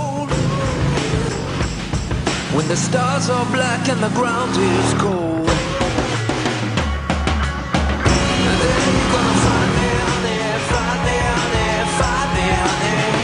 Then you're gonna find me, honey. Right on now, baby, right on. Available at LoJack's Yamaha in Tarentum, 724-226-3727.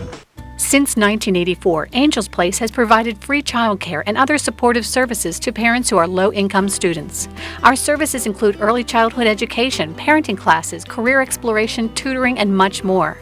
Our goal is to enable student parents to complete their education, secure lucrative employment, and become independent, successful members of our community. To support Angels Place or for more information, please call 412-321-4447 or visit us online at angelsplace.com. AngelsPlacePGH.org. Did you know that children who are deaf can learn to listen and speak? I can listen and speak because I go to DePaul. I am deaf and I learn to listen. At the Paul School for Hearing and Speech. DePaul School for Hearing and Speech in Shadyside is the only school in western Pennsylvania that teaches children who are deaf or hard of hearing to listen and speak without using sign language. DePaul School prepares children from birth to age 14 for success in our hearing and speaking world. For more information, visit speakmiracles.org. All aboard for a ride into the past at the Pennsylvania Trolley Museum. Ride the rails on a 4-mile scenic tour. Check out the restorations in the car barn. Explore all the interactive exhibits and the museum store. The Trolley Museum is a great destination for your birthday party or play group. The Pennsylvania Trolley Museum in Washington County. Go to patrolley.org or call 724-228-9256. More than a ride, it's an experience. When Panera began, we decided to get up every day and bake fresh bread from fresh dough. That decision made us wonder, what else could we do the right way? Could we make food that lives up to our bread? And could it be food you can trust with ingredients like antibiotic-free chicken? Could we come together as a community and help feed people in need? We already have. And every morning, we start again. Panera Bread. Live consciously. Eat deliciously.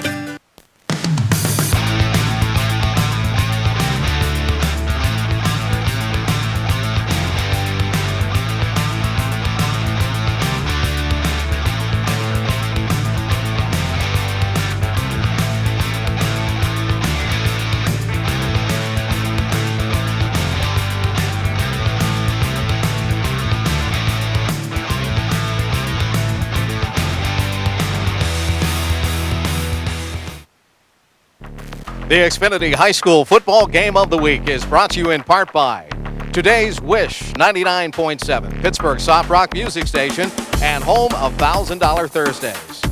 And by the Pennsylvania Trolley Museum. Join us weekends in December for Santa Trolley. Ride with Santa and see the huge Lionel train display. For more information, visit us on the web at pa-trolley.org.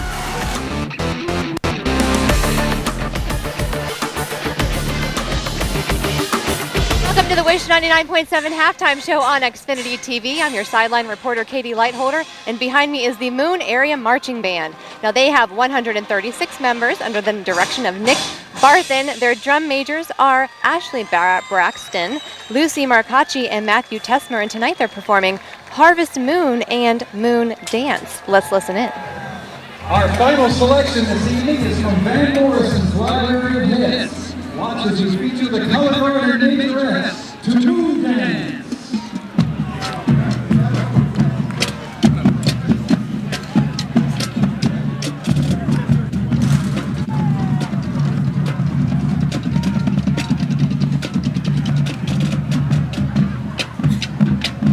Yes.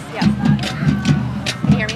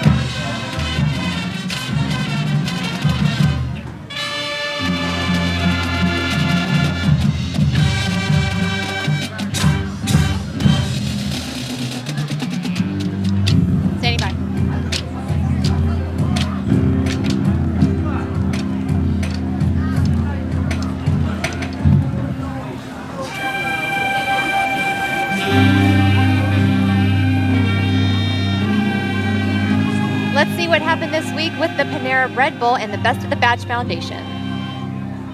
Best of the Batch Foundation is proud to be part of the Dignity and Respect for Youth Sportsmanship program. Throughout the football season, they have recognized a Dignity and Respect champion who has proven to be a leader both on and off the field. During the final week of the regular season, Best of the Batch Foundation watched the Thomas Jefferson Jaguars take on the West Mifflin Titans. Thomas Jefferson was tough to stop with rushing leader Chase Winovich carrying the Jaguars to a 35-0 win over the Titans. The Titans entered the game with a perfect record behind senior running back Jimmy Wheeler. Both teams entered the playoffs this week, and they may meet again. But what really caught the attention of Charlie Batch was Thomas Jefferson sophomore Jacob Myers. Jacob did something that very few athletes have done. He played in the band during the halftime show. Charlie posted a picture on his Facebook page where Jacob's mom posted a reply along with more than 1,200 likes and 100 comments. Heidi Myers said, "As the very proud parent of Jacob Myers, I would like to thank you very much for this post. Jake works very hard to stay true to himself, and it's not always easy. Thank you so much. Your comments were greatly appreciated." Best of the Batch Foundation sends Jacob a big thank you for not allowing outside opinions to stop you from doing everything you love to do. Take the Dignity and Respect pledge with Charlie and all of us here at Comcast Xfinity Football. I will treat everyone with dignity and respect. We'll be back with more halftime and music from the West Mifflin Marching Band. This is the Wish 99.7 halftime show on Xfinity TV. Today's Wish 99.7 is Pittsburgh's station for today's soft rock, yesterday's favorites, and $1,000 Thursdays. Listen every Thursday to call in and win $1,000 cash from today's Wish 99.7. When Panera began, we decided to get up every day and bake fresh bread from fresh dough. That decision made us wonder, what else could we do the right way? Could we make food that lives up to our bread? And could it be food you can trust with ingredients like antibiotic-free chicken? Could we come together as a community and help feed people in need? We already have. And every morning, we start again. Panera Bread. Live consciously. Eat deliciously. Have an extra vehicle that you can't trade in or sell? Donate it to Goodwill. One phone call to Goodwill, and our friendly tow truck drivers come to you. Our drivers make it easy, and the IRS still allows a tax deduction for donated vehicles. Donations support Goodwill's mission of helping people find meaningful employment. Call 888-3040-CAR or visit us at www.goodwillswpa.org. Goodwill. Good cause. Hi, I'm Charlie Batch. Here at the Best of the Batch Foundation, we know the importance of the internet. I use it to do my homework. We use the internet for everything.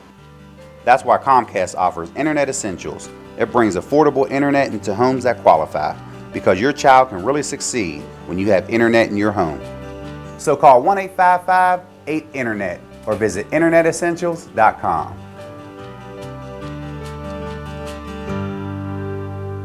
All aboard for a ride into the past at the Pennsylvania Trolley Museum. Ride the rails on a 4-mile scenic tour. Check out the restorations in the car barn. Explore all the interactive exhibits and the museum store. The Trolley Museum is a great destination for your birthday party or play group.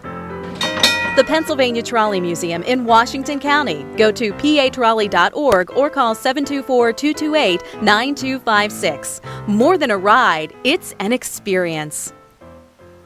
Since 1984, Angel's Place has provided free childcare and other supportive services to parents who are low-income students. Our services include early childhood education, parenting classes, career exploration, tutoring, and much more. Our goal is to enable student parents to complete their education, secure lucrative employment, and become independent, successful members of our community. To support Angel's Place or for more information, please call 412-321-4447 or visit us online at angelsplacepgh.org. Watching sports on Xfinity from Comcast is like having a front row seat to the biggest moments. With NFL Red Zone, ESPN Goal Line, and the Watch ESPN app, you're right there for all the action. This is the Xfinity Sports Experience. This is awesome. You won't get all this with satellite, so upgrade to an Xfinity Triple Play for the most live sports. Plus the fastest in-home Wi-Fi for all rooms, all devices, all the time. Xfinity, your home for the most live sports. Call 1-800-XFINITY today. Welcome back to the Wish 99.7 halftime show on Xfinity TV. Behind me is the West Mifflin Titan Thunder Marching Band. They have 145 members and are under the direction of Jeffrey Kesser.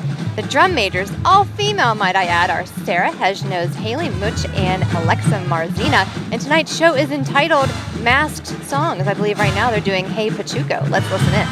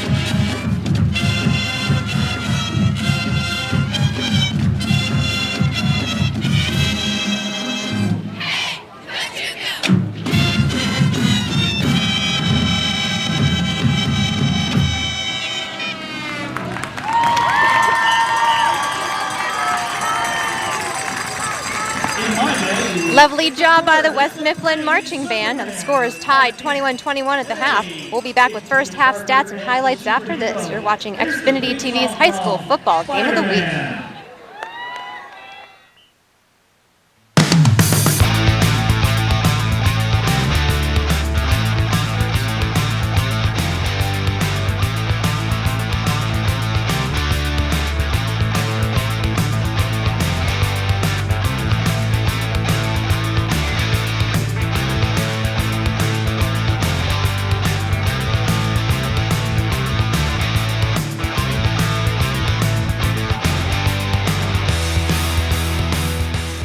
All aboard for a ride into the past at the Pennsylvania Trolley Museum. Ride the rails on a 4-mile scenic tour. Check out the restorations in the car barn. Explore all the interactive exhibits and the museum store. The Trolley Museum is a great destination for your birthday party or play group. The Pennsylvania Trolley Museum in Washington County. Go to patrolley.org or call 724-228-9256. More than a ride, it's an experience.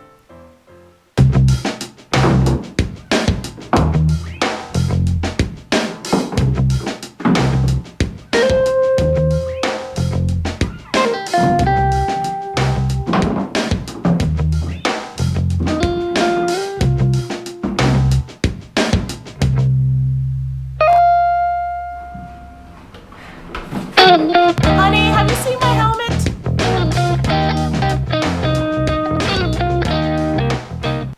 Initiate countdown. 5, 4, 3, 2, 1. Blast off. Introducing the new 2013 Yamaha Raptor 700R. The most powerful, best performing sport ATV on the planet. Now in 3 great models, all assembled in the U.S. and all ready to launch. Available at LoJack's Yamaha in Tarentum, 724-226-3727. Did you know that children who are deaf can learn to listen and speak? I can listen and speak because I go to DePaul. I am deaf and I learn to listen. At DePaul School for Hearing and Speech. DePaul School for Hearing and Speech in Shadyside is the only school in western Pennsylvania that teaches children who are deaf or hard of hearing to listen and speak without using sign language. DePaul School prepares children from birth to age 14 for success in our hearing and speaking world. For more information, visit speakmiracles.org. Today's Wish 99.7 is Pittsburgh's station for today's soft rock, yesterday's favorites, and $1,000 Thursdays. Listen every Thursday to call in and win $1,000 cash from today's Wish 99.7. Hi, I'm Charlie Batch. Here at the Best of the Batch Foundation, we know the importance of the internet. I use it to do my homework. We use the internet for everything. That's why Comcast offers Internet Essentials. It brings affordable internet into homes that qualify, because your child can really succeed when you have internet in your home. So call 1-855-8-INTERNET or visit internetessentials.com.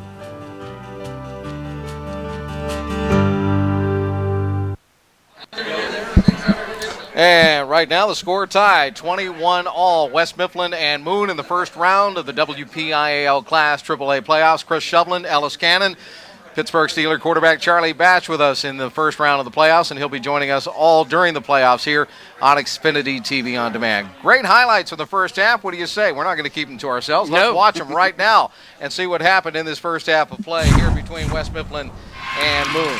First of all, lots of scoring. Cole Blake got stuffed to the line, bounced off, and took it in from 4 yards away to get Moon on the board first.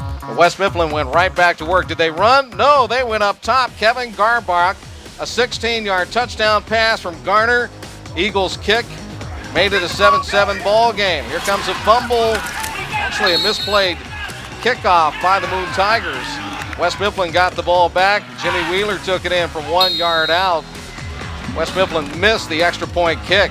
Moon went right back to work. Blake on a 7-yard touchdown run. De Blasio added the point after, and Moon was up 14-13 at that juncture.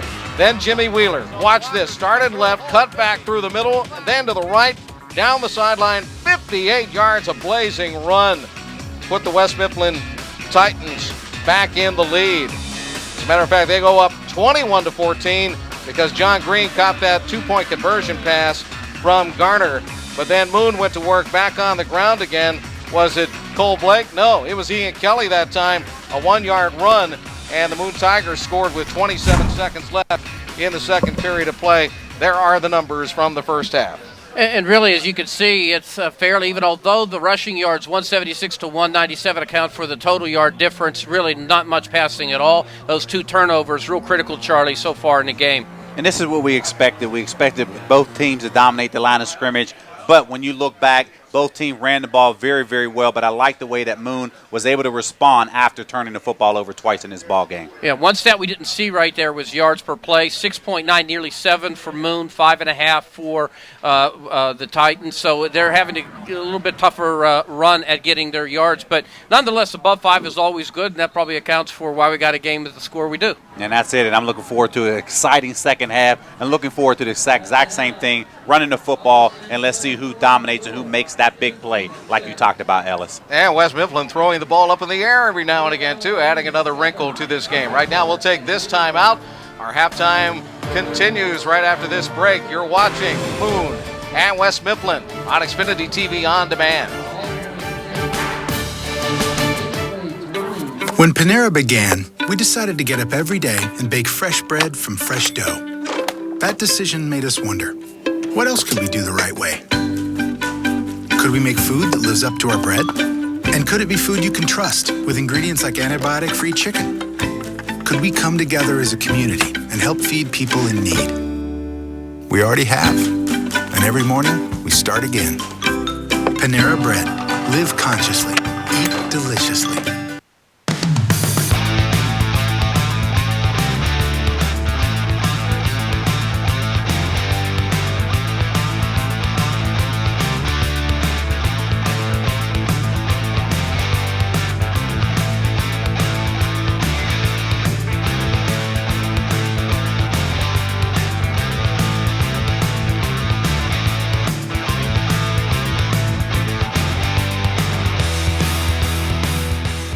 Hi, I'm Charlie Batch. Here at the Best of the Batch Foundation, we know the importance of the internet. I use it to do my homework. We use the internet for everything. That's why Comcast offers Internet Essentials. It brings affordable internet into homes that qualify, because your child can really succeed when you have internet in your home. So call 1-855-8-INTERNET or visit internetessentials.com. At last, the secret to true happiness is revealed. Here it is, a backyard paradise, your very own escape to peace and relaxation. Kevin Sorgel designs landscapes, aquascapes, hardscapes, and floralscapes. We tie all the landscaping elements together into one cohesive design, custom tailored to your taste and property. Call today to make your escape a reality. 724-444-POND. The Xfinity High School Football Game of the Week is brought to you in part by the MSA Sports Network. Friday nights belong to high school football and MSA Sports. Visit MSASports.net via your web-enabled device to catch all the WPIAL action. And by LoJack's Yamaha of Tarentum. Stop by and see why they're the area's #1 Yamaha dealer.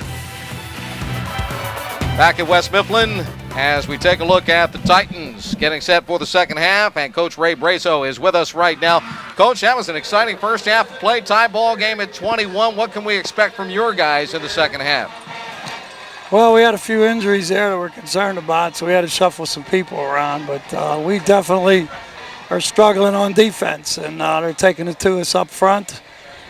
Somewhere along the line here, we just got to hold them a little better, and hopefully we'll be able to move the ball. Coach, Charlie Batch here. I know you talked about making that play on defense. I mean, that is going to be something that you're going to have to do to advance in the second round. What can we look forward to in the second half? Well, hopefully we've made a few adjustments there, but I think basically we just got to do better at our tackling. They're getting through the line, and then the kids breaking too many tackles, and you just can't have a team ball control like that on you. Coach, we're going to let you get back to work. We're going to start that third quarter. Thanks for joining us. Thank you, guys. Ray Brazo, the head coach here at West Mifflin, his second go-round, as we see the Titans ready to go here to start that second half. They're the ones on the sidelines, and, of course, the kick teams are getting into position out there on the green right now. 21-21 here tonight in the first round of the WPIAL playoffs. If you're wondering, the winner gets to move on to play the winner of tonight's Franklin Regional versus Montour game. Moon just defeated Montour last week. That's exactly right, and they finished their season strong in doing that, and they had a big first half, held on at the end, and made some plays in the fourth quarter themselves. Here's de Blasio with a run-up and a kick, and again, he's going to jam it into the turf. It'll take that crazy bounce. It'll be picked up by Kevin Garbach. Garbach trying to keep alive. He'll push the ball out to the 30-yard line, and that's where the West Mifflin Titans will start the second half. Let's take a look at the weather conditions here tonight. 50 degrees here in West Mifflin tonight. Winds are just very nice and gentle compared to Halloween night. We had a windstorm here in Pittsburgh. The wind's out of the southwest at 3. The weather brought to you by the Wheel Mill, Pennsylvania's first indoor bicycle park. 80,000 square feet of indoor riding in that facility, the Wheel Mill. And I know Charlie wants to hop on his bike and get to the Wheel Mill. I want to hop on my bike and go over there, but I'm impressed when you talk about 50 degrees. These referees out here with short sleeve shirts. Run, Jimmy Wheeler, and run indeed. Wheeler is going to be gone. 70 yards. A first play from scrimmage in the second half. Touchdown, Jimmy Wheeler, his second long run of the night. He had a 58-yarder earlier. 70 yards for Jimmy Wheeler this time. Well, he's very much at that 2,200 marker, just about right about now. He had 95 in the first half, and I didn't hear the exact number. Did you say 70? 70. Because he came right at you right here, and big time. He just doesn't move the head, Charlie. He just runs nice and natural. We've been talking all night about running left. Well, guess what? They ran left right there behind a couple of guys on the left side, and they did pretty effective. They did, and that's why I talked about getting away from that sweep play that they had trouble with, running it twice, getting to the counter, and they lined up counteraction coming out of the half. On a kicking team, 12 men on the field. Well, they had too many guys out there. They were running that swinging gate extra point play and trying to get somebody off. Trying to get somebody off on the 12 minutes, but I'm going to finish what I talked about on that counter play to the left. You can see they literally used that halftime adjustment and said, we're going to run power football, pulling the guard, and that allowed them for a 70-yard touchdown coming out of the gate, and that's a way that you want to start the second half. Well, Ray produces running backs in this system. I know that. Eagle will have to kick it from 5 yards further back. Spot of the ball will be the 15. Nice snap is controlled and then blocked. The Tigers block the extra point kick. So the score stays West Mifflin 27 and Moon 21. Yeah, Second time we've seen a misconversion tonight. Yeah, Cole Blake, he reminds me a little bit of Challengworth a couple of years ago with South Fayette. He did the same thing. He played just as hard on teams as he did in his regular job. And I tell you what, he's an impressive guy. That man right there is pretty impressive as well. We'll detail why more in just a moment. And right now, let's go to Katie. I'm here with my Panera fan of the game. What is your name? Shannon Davis. And what team are you rooting for? West Mifflin. Awesome. Well, you won a Panera gift card and an Xfinity t-shirt. I love the neon colors. What do you guys call this fan crowd neon? It's a neon out. Neon out. Yes. I love it. Back to you guys. Here All we go. right, Katie. Thank you much. And that is creative right there. Neon out. You normally hear a black or a white out. Neon out. I like the creativity from Look at West the crowd. Mifflin. Look at it. It's got a neon flow. And speaking of flow, this last year, think about this. Wheeler does 22, 36, and 29 touchdowns, Charlie. He comes in with 13 yards last week, so obviously it wasn't a great night, but he was banged up. 2022, 29 touchdowns. I did the math. This cat's got 72% of the rushing yards for the whole team. And you could see why. I mean, he's just a natural guy. He does run inside. He runs outside. He's a complete back. I'd like to see him in the pass game a little bit. Eagles kickoff will be a short one. And it's a fair catch taken by the Tigers' Ryan Otto. And the Tigers will have it at the 22-yard line. They're in the hole again, 27-21 down to West Mifflin. Jimmy Wheeler with a blazing 70-yard run breaks the halftime tie. And speaking of halftime, we heard Coach mention at halftime, Coach Brazo talk about effectively saying that they can't allow that imbalance in the time of possession, but really it's about a minute apart. It really wasn't that long. Wheeler did have 95. Again, he blew by that. Blake, by the way, 19-132 with 2 touchdowns. Very little passing, obviously, both teams. 3 receivers set for the Tigers. They're going to run the football. Cole Blake around the left side. 30, 40, Blake to the 50, and a flag down as Blake gets tackled at the 25-yard line. A flag over on the far sideline. And let's see what that's all about. Tom Trilly is our referee tonight.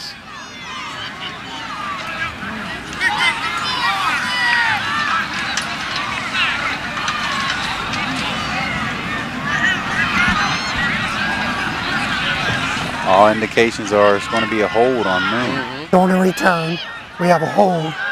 It's going to be 10 yards, first down, Moon. Wow, that erases a 52-yard run. And, you know, it was right when I was about to say, as we say here, he goes left. What a shock. I'll give you one left-sided run to open the half, and I'll take mine to open the half. Yeah, there's the hole you can see on the outside. Didn't really need it because Blake was already past him. But you can see Blake is saying, okay, Wheeler, if you can do it, I can do it also. That's right. And he came right back and answered with a 58-yarder, even though it's nullified. But I like how he came out. Instead, it's going to be first down and 10 as we see the end of that run by Cole Blake. Here's the start of another one. Blake sliding ahead to the 48-yard line. He will draw a crowd, needless to say.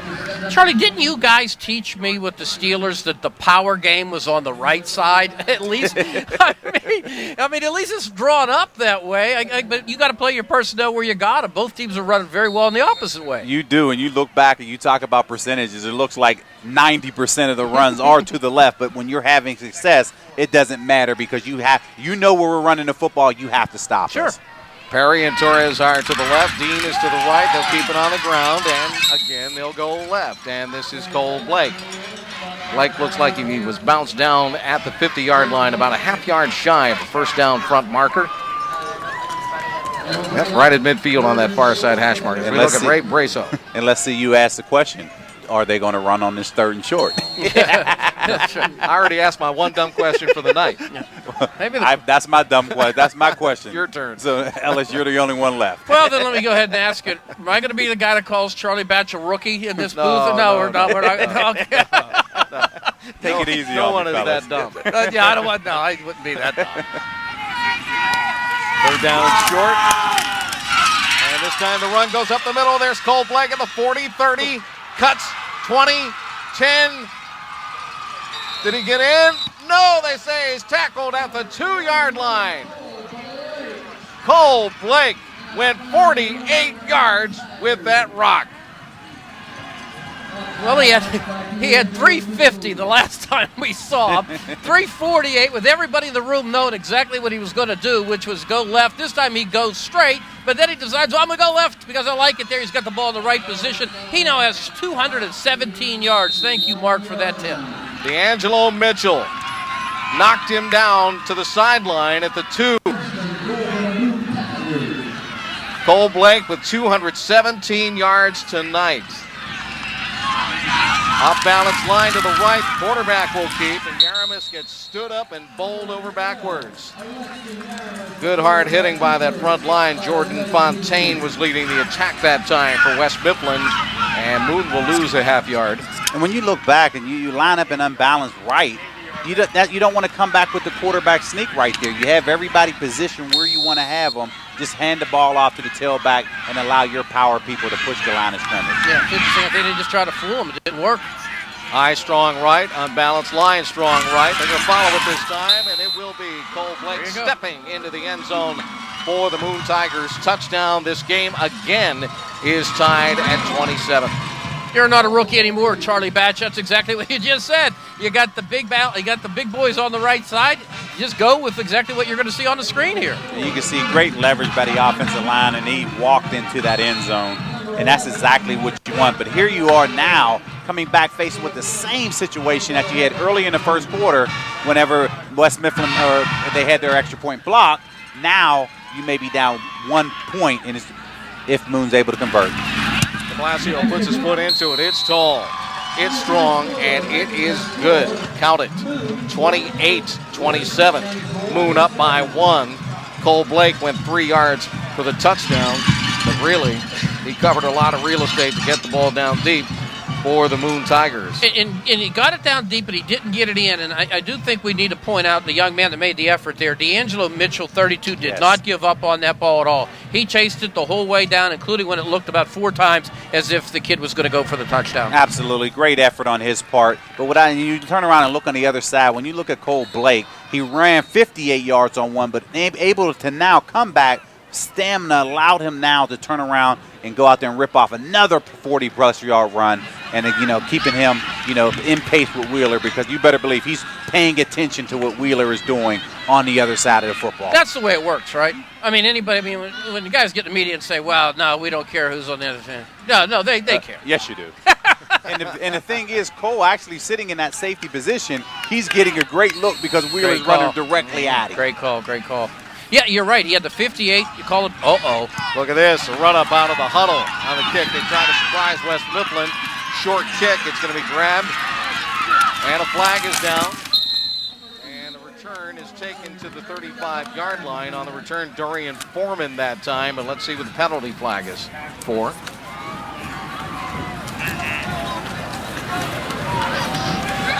We have a block in the back on a return team. 10 yards, first down. All right, catering for tonight's telecast has been provided by the Italian Village Pizza, located at 5235 Clareton Boulevard here in the Kennywood area, West Mifflin area, Pittsburgh. Italian Village Pizza is home of old-style Italian food, and it is fantastic. We offer 30 specials each week. We use only the freshest ingredients, and your food is made fresh daily in-house. Call them at 412-882-9155 to place your order now, or visit them on the web at ItalianVillagePizza.com. I told you we were in the shadows of Kennywood. Tell you something, Chris. There's the arrow. Let me just make this really clear, Charlie. Our crew loves pizza. Italian Village is pretty good. They have a great French bread pizza if you haven't tried it. That'll be next on the menu. French what? It's a French bread pizza or French bread, just maybe garlic bread. It's something to that degree, but it's really good. Charlie's right. You haven't lived until you had that. Yeah, you have to have it. Okay. 2nd down and 4 after that play for the West Mifflin Titans. We got carried away with the food. 28-27. Moon Tigers up by 1. Extra points have been critical in this ball game so far tonight. The Titans are going to send D'Angelo Mitchell out wide to the right side. They'll keep it on the ground. Wheeler will get the handoff, and he gets tackled by Cole Blake on the defensive side of the football. That was mano a mano between the two featured running backs in this ball game. Charlie, he came right up on him. He was right now. I mean, he didn't come from the second level. He came from the third. He looked like he was shot out of the first. Yes, he did, and they expected a counter play to the right. He was able to run it down from the backside, and that forces West Mifflin into a huge third and 5 situation. They must convert because they can't afford to punt this football back to Moon with the momentum on their side. Backs are in the eye. Forrest Wheeler. Green is the fullback in front of him. Man in motion is Garbar. He's had a brilliant game tonight, too. Here comes Wheeler through the hole. 40, 50. Could Jimmy be gone again? 30, 20. Turns on the extra jet, and he's in for the touchdown again. 69 yards this time for Jimmy Wheeler. And the West Mifflin Titans go to the house again and take the lead. Well, I'll tell you one thing. We heard Coach Ray say at halftime we made adjustments. One of the adjustments was being able to put 62 right there, Bornak over on the left side. They had to do it because of injury. And that replay showed quite clearly, Charlie, that whether he's on the right side or moving him over to the left, that guy could block, and he's the one who sprung 5 loose. That was a beautiful block.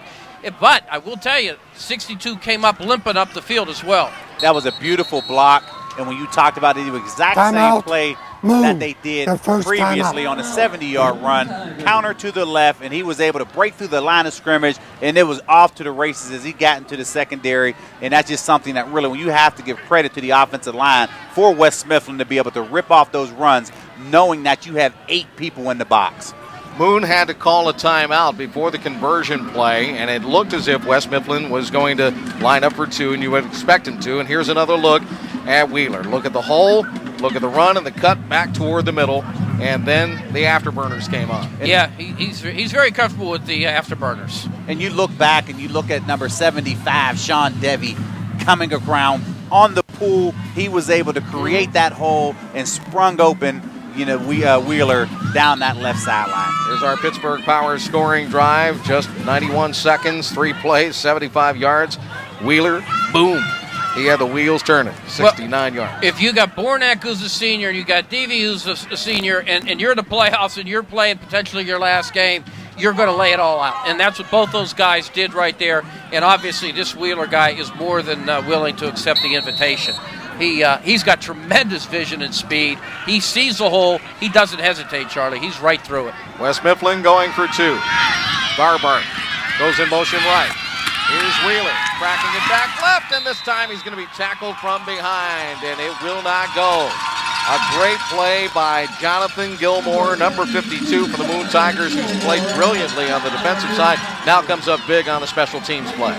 Well, he calls the plays, as we said, defensively. He called his own number then. I mean, I don't know whether that's possible or not, Charlie, but 52, John Gilmore, 6 foot, 230 senior, the brains of the outfit on the defensive side, according to his coach. About 40 tackles on the year, but he positions everybody. He positioned himself there quite nicely. He really did. He was able to squeeze off that block and make a play, but when you turn around now or see that same play twice, one go for 70 yards, one go for 69, he was going to make that play. And those are big 2 points that he just stopped right there, because instead of a 35-28 ball game, this is 33-28, and that is now at some point going to play a factor, especially as this scoring continues in the second half.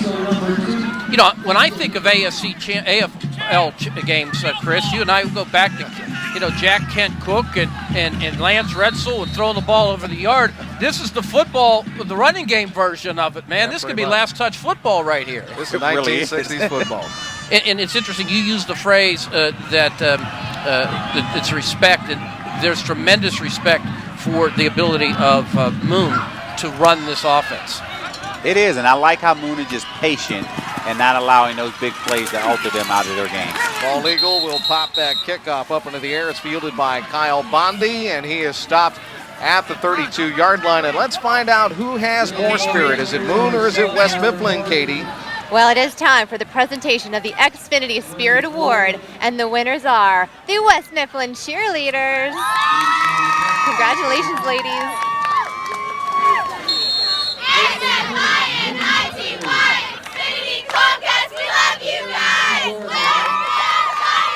And we love them. Chris, Ellis, Charlie, back to you. Hey, that sold it for me right there. No doubt about it. Congratulations, ladies. It's down to 10 now. The Moon Tigers trailing in the ball game. 33-28. Play action. Yaramis throws downfield, and he's got his man. That's Manny Torres, the tight end. And Torres able to hold on until he got to the 49-yard line. A Moon Tiger first down. You know, Torres only came in with 4 catches for 80 yards or so, but I have to tell you, at 6'1", 250, 220, I got to see more of that. I got to see more of that, Charlie. Right. That's the best friend of you quarterbacks, and Moon was 1 for 2 throwing the ball. That's not a lot in the first half. You can throw that route. You can throw it, and I like the play action pass, hitting your underneath route, and big play because that was a huge play opening up. Comes Cole Blake running forward, and he'll go to the 45-yard line. Cole Blake is stopped there. Pick up 7 on the carry. It's just coming right at you again and again. It's just going to be, again, perfect seal. 75 gets knocked off his game there for West Mifflin. He got beat up a little bit in the first half, but he's back out there. We're talking about Deavy again. Tyler Parsons made the stop. Second down, a short 3. Moon spreading it out with 3 receivers. Toss sweep. It'll be Cole Blake. He'll get the first down. He'll back his way upfield all the way to the West Mifflin 37-yard line. This time, Corey Zuka helped in on the defensive side for the Titans. And if you look back, LSU, you talked about, if you're on the other side and you don't pay attention to what's going on the other side, look down on the sideline. You have Wheeler. He's paying attention to what's going on and what Cole Blake is doing on the other side. That's a great point. And I was talking about the respect that Moon has running the ball left. We had the Newcastle game a few weeks ago. Joe Cowart, their coach, said we had to go for the 2-point conversion with a minute to go because we couldn't afford to give them the ball back. We couldn't afford to allow them to run left on us again. Both ends in tight. Blake running right, and Blake tripped up at the 34. Pick up about 4 on the carry this time. It's one of those things that where if you're West Mifflin, their offense is scoring at will, but the defense is saying, give me a break, give me a rest, because they've been on the field this second or in this third quarter a lot longer than what Moon's defense has. And you've got players, of course, playing both sides as well, and that becomes a factor. Although we should give some thanks for the fact it's 50 degrees in November. You know that. Absolutely right. This is crazy. What a beautiful facility this is in West Mifflin as well. Torres is tight left, Otto tight right. They're going to run it. This time it is Kelly. And Kelly will have the first down for Moon. Pick it up off the left side. Kelly's a hard runner, too.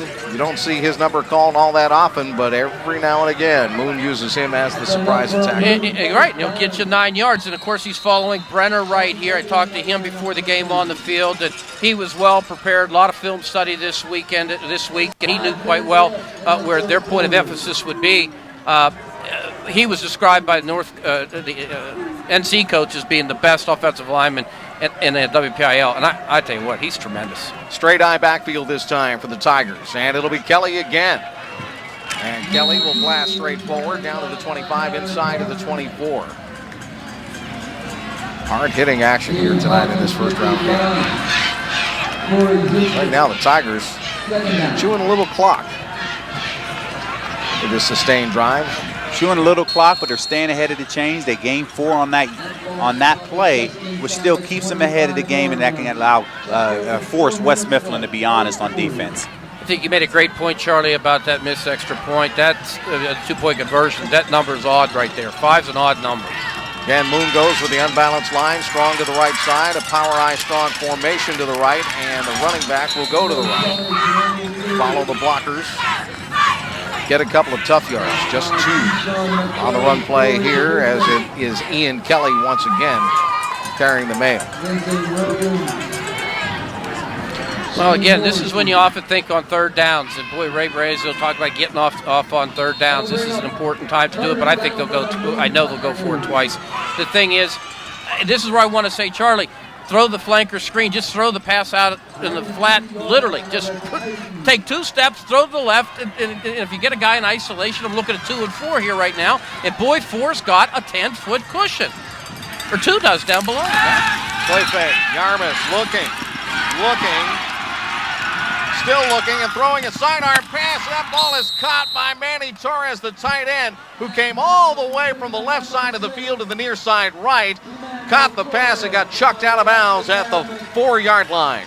I like the play call there. Play action fake as he boots out to the right. He's looking, waving his defenders, looking, spots his tight end coming across and delivers a nice strike for the first down deep in the West Mifflin territory. You know, Charlie, the first time I saw him in pre-game, he had a delivery way back here. Right there, he was rolling right, and he threw it from his ear. Yes, that was very well done. Great catch as well by Torres. Strong right formation once again. Cole Blake will run it, and Blake will slide to the 3-yard line. They'll pick up 1 on the play. Blake got scraped from behind by D'Angelo Mitchell, and up front on that play was Tyler Parsons. Hey, DV75 is beat up. He's fighting his way through this. You can see it almost after every play, and it's obviously physical football out there. He's right middle, smack middle of their D-line right now. 2nd down and goal to go for Moon. Ball sitting inside the 4. Remember, West Mifflin leads only by 5 right now. Strong right once again. And they run it left. This is Kelly with Blake blocking in front of him, and Kelly will step into the end zone from 4 yards away. Well done, Christopher. Absolutely well done in your call, because you see Blake, who's been running. He takes advantage of, he took advantage of the cornerback right there, Kevin Garbark. Got just enough push on him, Charlie, to set his runner free behind him. And you can see an unbalanced line to the right. They shifted everybody over, and hey, what better way to give your speed guy the field to work with, hand it off and let him out running to the corner, and he was able to do that, and that put Moon up. Snap to Yarmus, kick by de Blasio is up, and it's perfect. And right now, Moon has a 2-point lead, 35-33. 2.5 minutes left here in the 3rd period of play in just an up-and-down playoff game between these two clubs. Putting on a show out here tonight. Ellison, we talked about special teams play and people not practicing that, but how huge is Cole Blake's 2 extra point blocks, forcing West Mifflin to go for 2, and now look at this ball game. It's a 2-point ball game. Yeah, and we had a lot of ball left, but I'm sitting here, and I'm the worst mathematician, so what may come out of my mouth right now is total nonsense. But I'm thinking if Moon gets another score, goes up by, 41, they'd be up by 8. If, in fact, you get a 2 there, now you got a true 2-possession football game in the 4th quarter potentially, and that's the result of what we've been talking about with those special teams. You're absolutely right. And as players take plays off, Moon didn't take it off, or at least Cole Blake didn't take those plays off, and that is critical here with 2:26 left in the 3rd. We heard Coach Washington say at halftime, we've fought uphill and out of battles all year. I mean, and he's right. He's instilled that mentality. Run up out of the huddle, and the kickoff fielded by West Mifflin. Dancing, juking, Dorian Foreman, and he gets down to at the 43-yard line. Pounced upon there. We have just over 2 minutes remaining here in this 3rd period of play. Hey, we want to remind you again, get social with the Xfinity High School Football Game of the Week. You can find us on Facebook at HS Football Game of the Week. Follow us on Twitter at HS Football PGH. And look for behind-the-scenes photos on Instagram at HS Football PGH. Xfinity TV On Demand, your home for high school sports. Thanks for tuning in tonight to Xfinity's first playoff game of the 2013 campaign. Chris Shovlin, Ellis Cannon, Charlie Batch here with us at West Mifflin tonight. There's time of possession in the game. Uh-oh, ball is up in the air, bobbled and recovered by the Tigers. Coming up with the football for Moon, Sean Myers. He saw it floating in front of him. It was so elusive, and he finally was able to collar it. And you can see right there, that's the 3rd mix-up of the day between quarterback, halfback. Counter one way, thinking another, and Moon was able to come up with the football here with a huge turnover. And like you just talked about from a point differential here just a minute ago, Ellis, here you are, Moon now in position to put more points on this ball game. Hey, give credit to 57 in white right there. He was there right when that breakup was happening between the two offensive players, Tor and Salas. They go to the power I, Strong to the right once again. And it will be Blake plowing his way to the right, getting that football down to the 34-yard line, stacked up by Quincy Henderson. And really where I was with that, Charlie, is you mentioned there's been multiple occasions where Wheeler and a quarterback have had a problem with the exchange. Salas was right there. I mean, he didn't make it any easier on these guys. So I look at players like that, getting the penetration, being at the point of attack, and being able to force things, and that's what he was just able to do. And he was able to do that. We look at everything else, but that was the key to that play for being able to create that penetration. Here's a toss, Cole Blake. This time he gets upended. We're on that far side. Good tackle by Dorian Foreman for West Mifflin. And we'll bring up third down. Clock continues to spin in Moon's favor right now. They're up 35-33 over the West Mifflin Titans. This first round WPIAL playoff game here tonight, Class AAA. Again, the winner would play Franklin Regional or Montour. Pardon me, Christopher. I would just say that Coach Ray said there at halftime, we can't live with this time possession issue. It was only 1 minute. Now it's about 6.5, 7 minutes. And this is not what he wants to see. Here's Blake starting right, cutting back left, up the middle, 20, down to the 10, and Blake is captured at the 9-yard line. Flag down, back of the line of scrimmage, and we also have an injured Titan down as well. Holding on the offense, 10 yards, repeat third down. You heard it from Tom Trilly, our referee.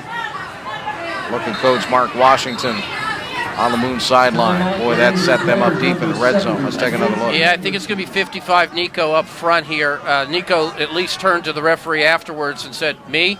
And it looked as if that was the case, and it nullifies another beautiful run. 70's been down before tonight as well for West Mifflin, and that's Quincy Anderson. Yeah, that's not a good thing. They're checking him out right now. You see the third down conversion rate so far in this ball game. It's a nice sports facility here. Oh yeah, in West Mifflin. Not just the football field itself, but the entire facility, the stands, the bleachers, the track around here. Yeah, just a beautiful campus up here on the hilltop.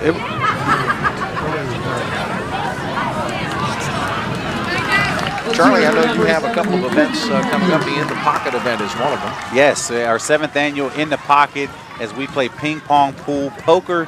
This year we added bowling to the element. We will be at Latitude 40 this year. We're raising money for our reading and computer literacy programs. So really, come on out. This supports the Best of the Batch Foundation. If you do come out, hey, bring out one of your favorite children's books and why it was important for you, and write an inspirational message as you pass that along to the young kids. And we're just trying to continue to help raise the reading levels around the country, or at least around this area. And we're just trying to do our small part. Latitude 40 out in Robinson. Yes, out in Robinson. All right. Monday, November the 11th. Okay, sounds like a plan. Here is quarterback Garamus on the keeper, on the quarterback draw. I believe it was a draw. Anyway, he looked like he backed up to want to throw, but I don't know. It might have been a design draw play. He got all the way to the 30, close to the first down. I think that was designed. Coach Brazo told me today he's got a lot of respect for this kid making plays, and it's not just obviously it's not the pass game entirely, but he is clearly a guy that. I had wrong. I'll tell you the truth. When I saw him in the pregame 3 games ago, I thought, boy, he's not going to be very quick of foot. And, he's just enough, and he makes enough moves, Charlie, to be able to do what he just did, which is to basically set up a makeable fourth down. Yes, he did, and it was just enough. As he dropped back, it forced the linebacker to play pass coverage. It allowed the lineman to get leverage, and it was able to literally get enough to put them in fourth in short situations. End of the third quarter. All right, you just heard Tom Trilly say that's the end of 3 periods of play.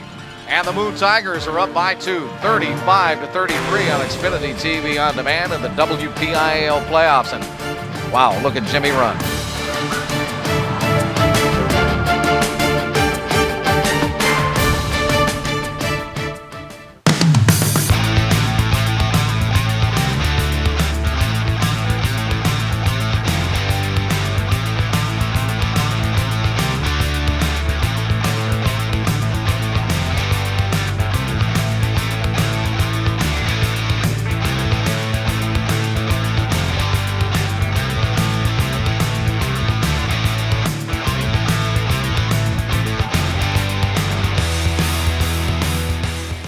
All aboard for a ride into the past at the Pennsylvania Trolley Museum. Ride the rails on a 4-mile scenic tour. Check out the restorations in the car barn. Explore all the interactive exhibits and the museum store.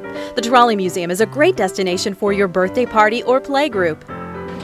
The Pennsylvania Trolley Museum in Washington County. Go to patrolley.org or call 724-228-9256. More than a ride, it's an experience. Where you gonna go when the night gets cold? When the stars are black and the ground is cold. And then you're gonna find me, honey, find me, honey, find me, honey. Then you're gonna find me, honey. Right on now, baby, right on. Available at LoJack's Yamaha in Tarentum, 724-226-3727. Watching sports on Xfinity from Comcast is like having a front row seat to the biggest moments. With NFL Red Zone, ESPN Goal Line, and the Watch ESPN app, you're right there for all the action. This is the Xfinity Sports Experience. This is awesome. You won't get all this with satellite, so upgrade to an Xfinity Triple Play for the most live sports. Plus the fastest in-home Wi-Fi for all rooms, all devices, all the time. Xfinity, your home for the most live sports. Call 1-800-XFINITY today. The Xfinity High School football game of the week is brought to you in part by the Wheel Mill, Pennsylvania's first indoor bicycle park. Their 80,000 square foot indoor riding facility offers BMX and mountain biking for all levels of riders. Bring the entire family or come with your friends. There's something for everyone to ride. For more information, visit thewheelmill.com. And by A Girl's Best Friend, fine jewelry located in the Village at Pine Shopping Center in Wexford. Specializing in custom-designed bridal, unique gems, and collections for women and men. Call them today at 724-933-GOLD. Back here at the home of the Titans, West Mifflin, Pennsylvania. The Moon Tigers and the West Mifflin Titans on a neon-out night. With all the neon colors in the stands here tonight. First round of the WPIAL playoffs. Big play here. 4th down and short for the Moon Tigers. And Cole Blake will run through a hole and score a touchdown on it. How about that from 30 yards away? Well, this has gotten ridiculous. I was about to say that Mark, our stat guy, Charlie, said, to your point about guys watching each other, that Cole Blake was watching his nemesis Wheeler put up 240 so far, and Wheeler's watched this guy do 245, and now you add, how many was it, Chris? 30. 30. So he's got 275 yards rushing. These guys have 500 yards rushing between the two, Charlie Batch. And when you look at it, you know, from a running back standpoint, this is what you love. You love a short yardage situation as you commit 9 guys to the box, and that allows you to break those big runs like Cole was able to do right there. Hats off to Moon's offensive line. We're talking about how important extra points are all game long. Moon just hit another one, 42-33. They are up. We take a look at Alexei Yaramis, the quarterback, the Moon Tigers, being congratulated and congratulating everybody on the sideline as well. Right now, you see the time left in this ball game, and Moon has really turned up the heat on West Mifflin here. Well, you know, we talk a lot about Brenner after a sophomore year, had all conference literally written all over him. You see the scoring drive by the Pittsburgh Power, 5 plays, 39 yards with the touch for 30 by Blake. And yet we got to give credit, obviously, to the left guard, Myers, the tight end on the strong side, Torres. But as Chris was reading that second read, Charlie, I watched Brenner. He went from his position back to the quarterback, had some exchange with him, and about 13 seconds later, the ball was over him and into the end zone.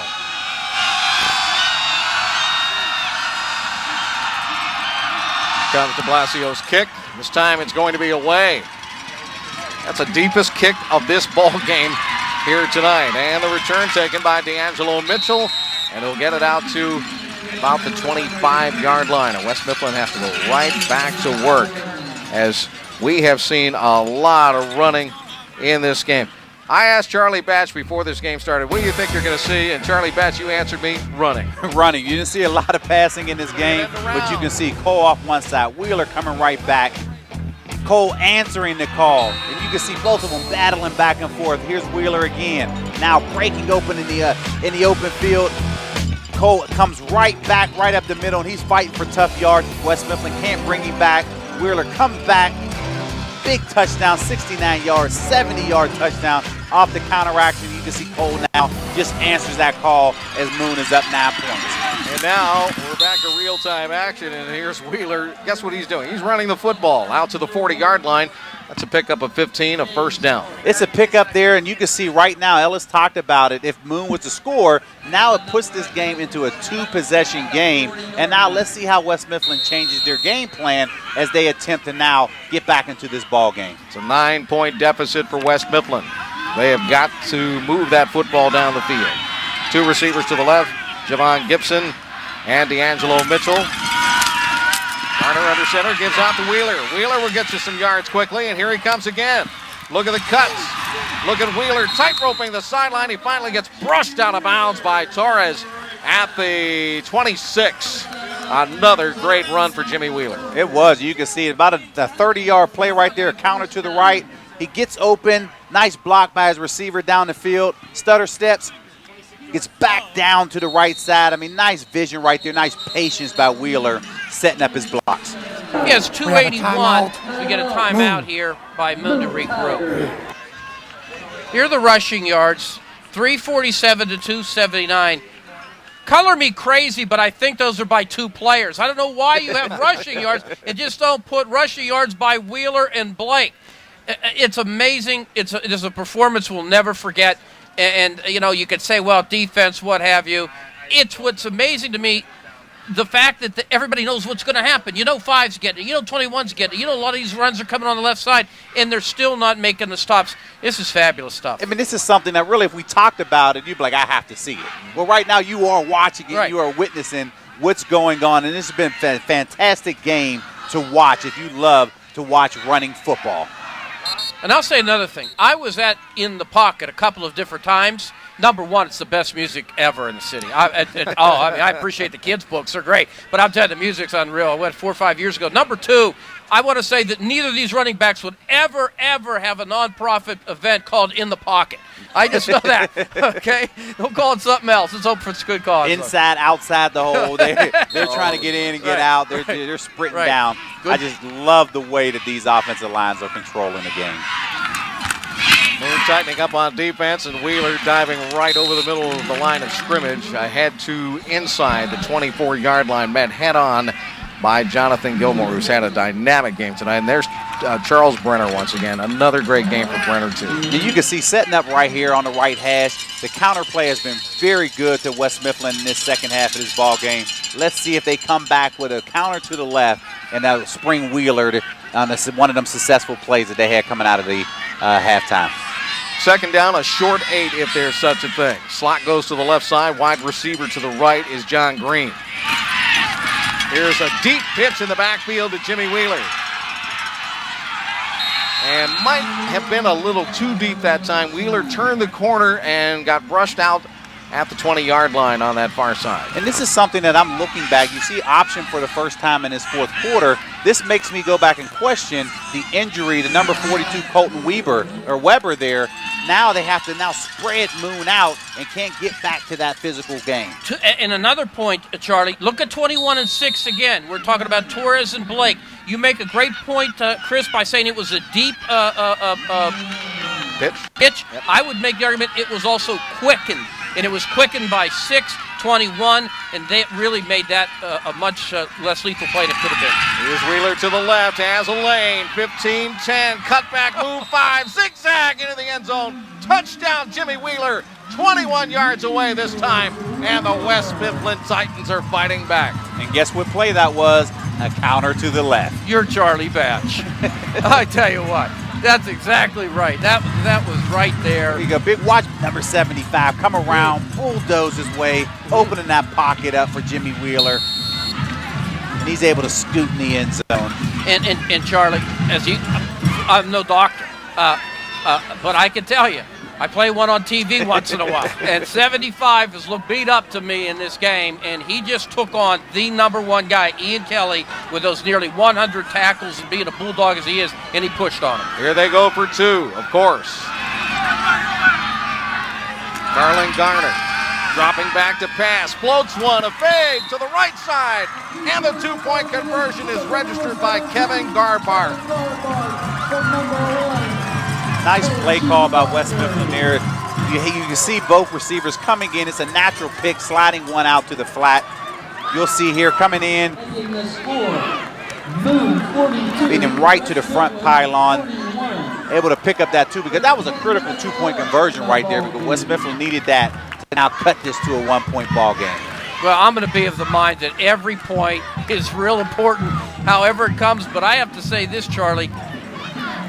That Garbark had that touchdown we saw in the first half. That was his 7th of the year. But I thought that play to Garbark was very impressive from the quarterback. He looked like he was loaded up to throw the ball through a wall, and he just took touch and just floated it, like you said, where only his guy could get it, protected by the defensive back, and real nice to the pylon. Here's our Pittsburgh power scoring drive. 6 plays, 75 yards. Took just a minute 41 to get there. Jimmy Wheeler from 21 yards out. Carlin Garner is the man who threw the two-point conversion pass to Kevin Garber. They needed that badly. Now it's a one-point game. Moon is still in the lead, 42-41, as West Mifflin will kick off. Paul Eagle will have the choice. And this is going to be a little more than an onside kick. It's a free ball, and West Mifflin has recovered on a diving, spinning reach for the football by D'Angelo Mitchell. Wow, what a great play. Perfectly placed kick by Paul Eagle there. Watch the pooch. Nice bounce. Able to recover right there. D'Angelo Mitchell coming up with a huge play on special teams. Now let's go to Katie. Hey guys, I'm here with my two winners of these are my two winners of season tickets to the Pittsburgh Power. What's your name? Rocco. And your name? Dan Otto. You guys are going to love these seats. They are amazing. Here are your tickets. You guys have a fantastic time. And good luck to your brother who's on the field. Back to you guys. All right, Katie. And talk about an amazing time. Jimmy Wheeler giving an amazing night for these West Mifflin Titans. Another big first down, big play after the onside kick recovery, and he marches it all the way down to the 20. I tell you what, guys, we're seeing West Mifflin guys fighting on this line. Both coaches obviously emphasized in the pregame conversations the need to win the O-line. 62 Bornak, I mentioned him earlier, is paving the way for a long touchdown, right to left on your radio dial. He is really limping. These are some guys fighting out there right now. Ray Brazo and his boys are fighting hard. Here's the give to Wheeler once again. This time Wheeler is stacked up after he was able to sneak through that line of scrimmage. He'll find a couple of tough ones there.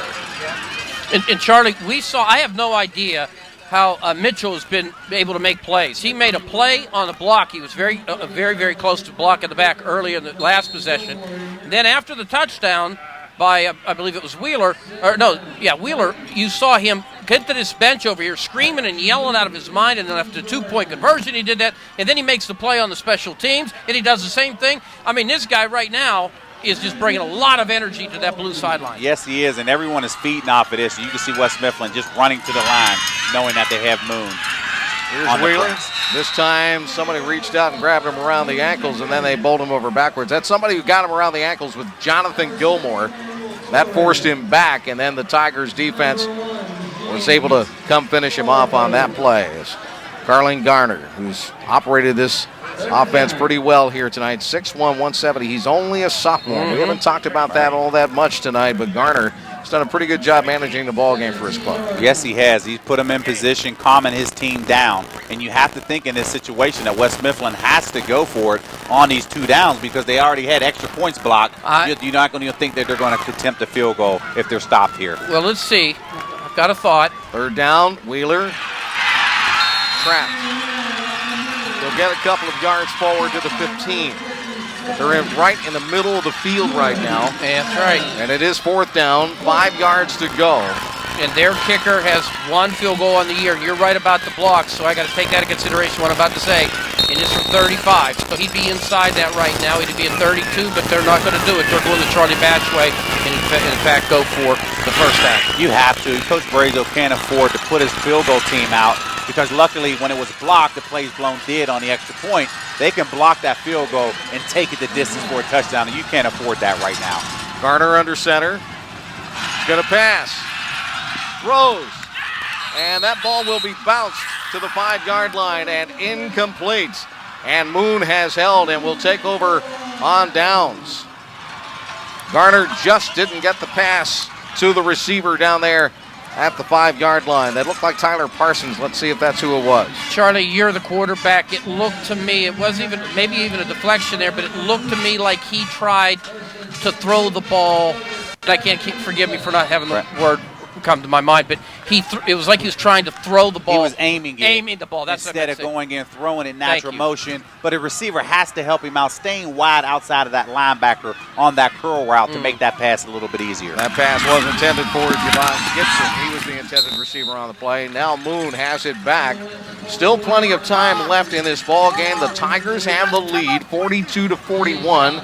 They come up big. They're able to stop West Mifflin deep in Moon territory, and now let's see what Moon can do with it. They have it at their own 20. Well, Coach Brazo told me he wants to force this Moon outfit to have long drives. I don't think that's what he wants right now. Tight formation for the Tigers. High backfield, strong to the right side. They're running right with Cole Blake.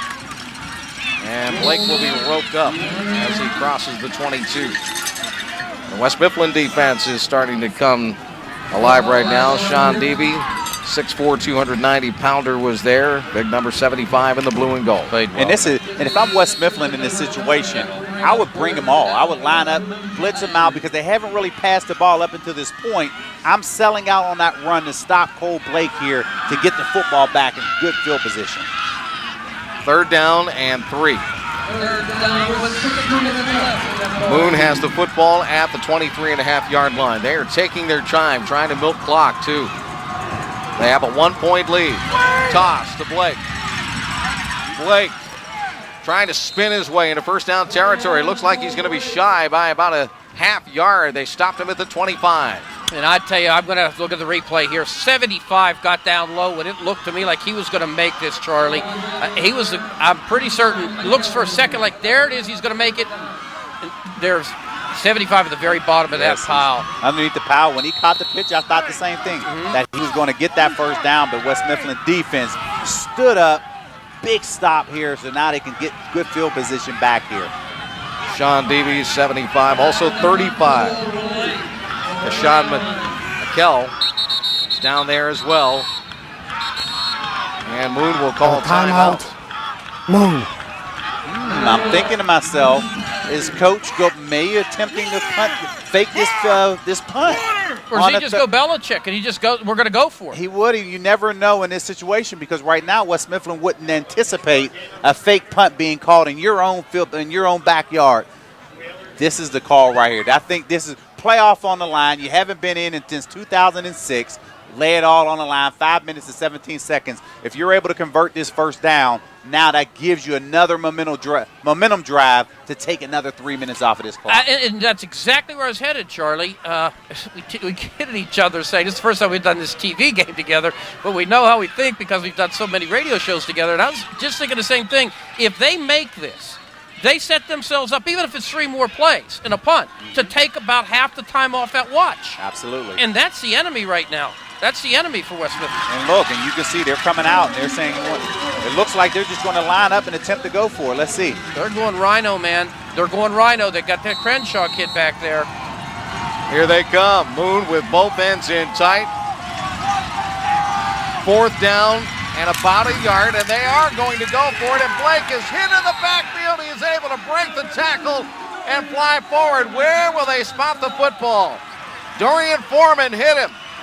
Like in the backfield. He looked like it was going to be short based off the spot. And you're absolutely right. It is short by a good half yard. And West Mifflin has held. Give credit to Dorian Foreman on this tackle. You can see him shoot the gap, and he's in there right away, disrupting the play, and Cole was not able to get the first down. Big play by Dorian on that play. 5'7", 170, just a sophomore, and again, he look, they were stacking, so he didn't come from 15 yards off. But let's be honest, by him coming through there, he forced the play. He forced the running back to do what he didn't want to do. Yes. Gibson and Garbark are to the left. And following the lead will be Jimmy Wheeler, and he's going to break loose and score a touchdown from 24 yards away. How about these Titans? They're up by 5 again, 47-42. That was a backbreaker. Yes, it was. Again, setting up the counter, coming back to the left. No, that was just a straight power to the left. Jimmy Wheeler making a guy miss, and he sprints to the end zone. That's basically what we've been talking about the entire second half of this ball game. Kudos to those guys on the left side once again, and boy, again, when you run that 52, if you're not going to get pressure out there, it exposes the linebackers, and that's what they've been able to do, the Titans. Who's got 359 yards rushing was just said in my head. I want to say by who? They're going to pass for the conversion if they can. This is Garner. He's trapped. Tries to back his way down, and he couldn't get to the goal. And the conversion will fail. But with just around 5 minutes left in this ball game, we see Garner again just trying to fight for life here. Torres is the man who made the stop on the play. The West Mifflin Titans have taken a 5-point lead, 47-42. We have to go back to that gamble on the punt deep in Moon's territory. They decided not to punt and decided to go for it. Right, I like the call. I really do like the call going for it because, hey, you're on the road. You want to go out here and win this ball game. Luck for them, they didn't score, but West Mifflin did. They stopped them on a 2-point conversion. 5 minutes to go, and this is what you're preaching to your team. 5 minutes left in this ball game. Put it on your offense. Put it on Cole Blake's hand to drive the football and go down here and now put them in a possible winning situation. What a game tonight. I mean, look, I was going to lose whatever remaining credibility that I have as a human being by telling Charlie Batch and you, Chris, and I guess the world, because millions upon millions watch. The fact is, I was going to say that either of these backs, early in the week I was going to say this to you, I was going to text you, that either of these backs could start for Tampa Bay right now. I know that already. I know that. That's done. Now I'm at the point where I want to say this is one of the greatest, if not greatest, games in the history of WPIAL. This is insanity. It really is, and this is one of these games that we'll be talking about for years to come. Again, the onside kick is coming. Fair catch called for and received. And the Tigers able to pull it out of the sky, and James Farbo lands that one. High school sports fans, Xfinity TV Sports telecast are, of course, available for purchase on DVD. You can go to our website right now. It's called pghdvd.com. You can order a copy of this game. It'll last the ages, and people will be talking about this one for ages, too. Or any game that we've done this year. Go to pghdvd.com, select the game you want. It's as easy as that. Xfinity TV. Well, I don't know how the outcome of this ball game is, but both teams should want a copy of this game. Absolutely. I'm going to get one and put it in my will. Here is Ian Kelly. Bouncing to the outside, and Kelly makes the cut up, and he'll drive it to the 38-yard line. Titan defense. Able to capture him there. Another guy who's had a fabulous game, D'Angelo Mitchell. Yes, he has. I'm telling you, he's had it on specials. He's been very, very good. Hey, the other thing that's jumping out at me is that I think the average starting field position for both teams is like the 43. I mean, you see that in the NFL, they give you the drive charts, and right. I think we're teasing a little bit, not by much. Slot left, wide receiver right this time. Yaramis will give off. It's Cole Blake with a full head of steam coming out of the backfield, and he'll slam it upfield and get the first down all the way to the Moon 47.5-yard line. And this is, you can see it. I like Coach Washington, calming his team down. All he's telling them now, all you need is a drive. Don't do anything out of the ordinary. You've been able to put points up in this ball game so far. Just be patient. and let's put this ball in the end zone. Well, 21 runs downhill, as we said, on a 1-yard run. So when you give him the green light to go right over the top, right over the front, which is exactly what he did. That's only about the second or third time we've actually seen that play. Right. And that's run behind Nico Yarmus, and at 6'2", 250, it's worth it. I will tell you, he runs hard, as we well know, and he took out 6 right there. The defensive back for West Mifflin, Tyler Parsons, he was shaken up. 5'11", 205 is a nice size, but he got hit hard by the runner. Yeah, that's a tough blow when anytime that you're going hit up in the line of scrimmage or in the hole. That's a very tough position for both players. That's why we have the stoppage right now. They're checking on Tyler Parsons, the training staff out there at the center of the field, right at the 50-yard line, above that Titan logo. West Mifflin wearing the blue and gold here tonight, but the crowd wearing the neon. It's a neon out here in West Mifflin. Every time we swing that camera around, they lose their mind. Well, you know what? What's even nuttier is that your highlighters in neon. And it matches perfectly against the monitor. Look at Cole Blake's numbers tonight. 37 carries, 293 yards, 4 times into the end zone. It's his last touch football, fellas. Could very well be. Right now the Titans lead it 47-42. Here's the run by Blake. Blake stopped and still fighting for extra yards. He went down low on him that time with Jordan Fontaine under there. There he is, number 54 in the blue and gold. My over-under on yardage between the two running backs is 750 at this point. I never thought I'd say those words, even in a nightmare. I can't believe I just ushered them. But you know something, Charlie? I know there's tactics and there's strategy and there's execution, but there's a lot of backyard ball going on right here. There's an adrenaline run in all these both teams. Yarmus will give off. Again, it's going to be Cole Blake, and Blake will find 2 more tough ones just over the 50 and into West Mifflin territory at the 47-yard line. And you are, again, in 2 down territory. You're approaching it under 3:30 left in this fourth quarter. You can't afford to give West Mifflin this ball back, but you got to be careful because you don't want to get too patient and get out of your game plan. You still want to press the tempo to at least get you in a good rhythm. Looks at Alexi Yarmus. Look at the rushing yards.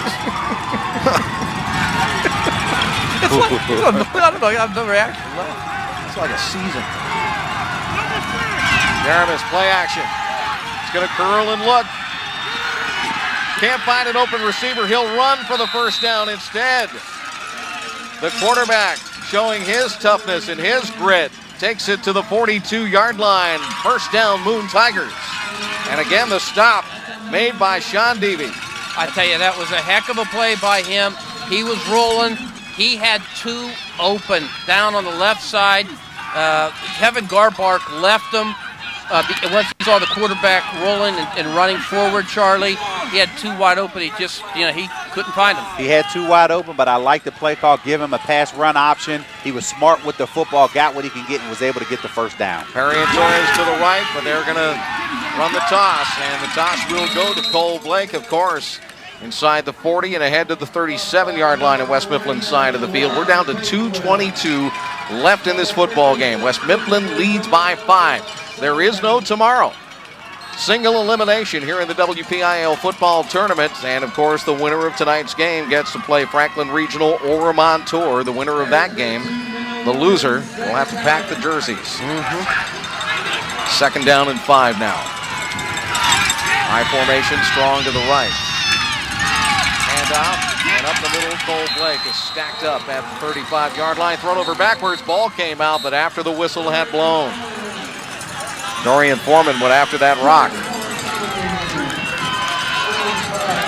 Big third down here. You're coming up on the 130 mark. Oh, I don't know where they are at timeouts. I mean, I'm looking at the clock. And they're trying to run the clock out to not allow West Mifflin any time. Yeah, but you still have to press that tempo because you're running out of time. This is an ultimate game of chicken right here. Yeah, keep in mind, you're down 5. You might have the football, but you are down 5. You don't want to keep timeouts at the end of this game. Play action. Yarmus finds a lane. And Yaramis is going to go down hard. Shane Morrissey, the senior 5'9", was able to find Yaramis and dump him. And now Moon could be down to its last play here. It's going to be 4th down and about 4 yards to go. Don't they have timeouts? Why aren't they calling a timeout? That's what I'm saying. I'm looking at the clock. It's difficult for us to see, so forgive us, viewers.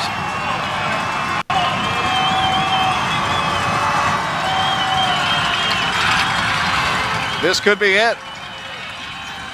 Yaramis, quarterback draw. He will have the first down, it appears. I believe they're going to spot his progress to the 31, and he will have the first down, even though he got knocked backwards. Now the clock is stopped with just 25 seconds left. You have timeouts left. Why aren't you using your timeouts? And now Yaramis will spike the football. You wasted a minute between plays right there. You easily could have called timeouts. And like you talked about, Ellis, you don't want to take those timeouts home. I mean, that'll be the first question asked. I mean, again, I don't want to lie. I do not know the timeout situation. And that's the West Mifflin scoreboard doesn't show it. I remember them calling at least one. Yeah, right, to regroup defensively. Yeah. To regroup defensively. Okay, so they have one timeout They left. do have one, so they did call two. Timeout, West Mifflin. And West Mifflin will call timeout here. And right now, West Mifflin just wants to make sure that it's doing the right thing defensively. Well, let's look at some pass options here. You've got Dean, number 2. You've got Noah Perry, 4. Again, not huge numbers for either guy. Dean's your number 1 player in the receiving department. I know that Coach likes Dean a great deal. You've got to give time, though. And quite honestly, it was Keyshawn McKell, who made a really, really nice play just a moment ago at only 5'9" at defensive end for West Mifflin. Right now, it's time to look at our best of the batch play of the game and see what we have selected here tonight. How about this? This is Wheeler running, touchdown. Our best of the batch foundation play of the game. Jimmy Wheeler. You can see that was a big momentum changer after Moon failed to convert on 4th down. They were able to answer the call on the next play to put West Mifflin up in this ball game. 21 seconds left in the game. Moon with the football. Yaramis to throw long down the right sideline, and the ball is batted down. An excellent defensive play by D'Angelo Mitchell. Now the Tigers are looking at 3rd down and 10. But more importantly, they're looking at 14 seconds left on the clock. You're looking at 3rd down, but you have 14 seconds left. You have to understand they don't have to take those shots in the end zone right now, because if you can make a 1st down, the clock stops. And you still have one timeout to at least put yourself a little closer to take that shot at the end zone. Kyle Bondi was the intended receiver. D'Angelo Mitchell swatted the ball away from him. Timeout. West Mifflin, their 2nd timeout. West Mifflin just called its 2nd TO here. Again, just to make sure everybody's on the same page. Absolutely. You understand why. We all know what's at stake, and you don't want to make a mistake here. Charlie, 2 things. One, and Chris, the irony of ironies in a game that will be forever remembered by anybody who's watched this game or heard about it as being one of the greatest rushing games anybody's ever seen, is coming down right now for a team that runs the ball all the time, that threw it twice in the first half to make a play in the pass game. Absolutely. That's number 1. And number 2, real quickly, you said something that I talk to Chris about every week, about the roll and about the pass run option. I'm a big fan of that in high school and college. You got to make that play right now and get to the sideline and hit the player and be able to make the 1st down, get time out. Put the ball in, run pass option. But again, remind your quarterback you can't work the middle of the field right now because a 1st down stops the clock. Moon has an empty backfield now. 5 wide set. They got the last receiver on just in time. Yaramis throws over the middle, and the ball is broken up. The pass was broken up. Zuka. Corey Zuka stepped in there. The linebacker dropping back in pass coverage, whacking that ball out of the sky. 10 seconds left. Of course, his coach said the great deflection there. Very he was athletic reading play. that quarterback's eyes the whole Absolutely, Chris. Those linebackers have had to be big tonight, and with all the yardage, it's difficult to say everyone has been that way, but boy, he played it there well. Empty backfield. This could be the last play of the game for Boone. Timeout, West Mifflin, their third timeout. West Mifflin again trying to be intelligent about this. Calling the timeout just to make sure everybody's set. They wanted to see what Moon was going to come out in, and again, they come out with a 5-wide set. And that's exactly, Chris, what I was about to ask Charlie. Charlie, tell me what the offense is thinking, because I think he's absolutely right. Okay, we'll call the timeout after we see what they come out with. First of all, you can change what you come out with this point. Right. What is an offense talking about right now? Right now, you're talking about you got a too-high safety. You know, first down is first. So don't turn around. You don't have to throw it deep because you do have 10 seconds, but it allows you to work the middle. How low the linebacker get, there's a level between the linebacker and the second and the safety that you're able to hit that void. If you're able to hit it, call a timeout, and then, at that point it allows you to take that shot at the end zone. Okay. All right, I'm with you. A seesaw game all night long. It comes down to the final 10 seconds. West Mifflin here at home tonight, up 5, 47-42. Moon with a 4th down and 10. They have all the receivers out. It looks like they have 6 receivers They have out there. 12 guys on the field. Illegal substitution on the offense. 12 men on the field. Absolutely. I'm looking at 3 receivers to the left and 3 to the right. That's not legal. This isn't Canadian League. No. Although Chris reminded us, class, that this field's only 53.5 yards wide in the open. And while I thought that was a great observation, that is even more astute now, because look at it, there were 18 players out there in white. It was. All right, now it's 3 to the right and 2 to the left. That's a little more legal. Yarmus on 4th down and 15. Here comes the rush.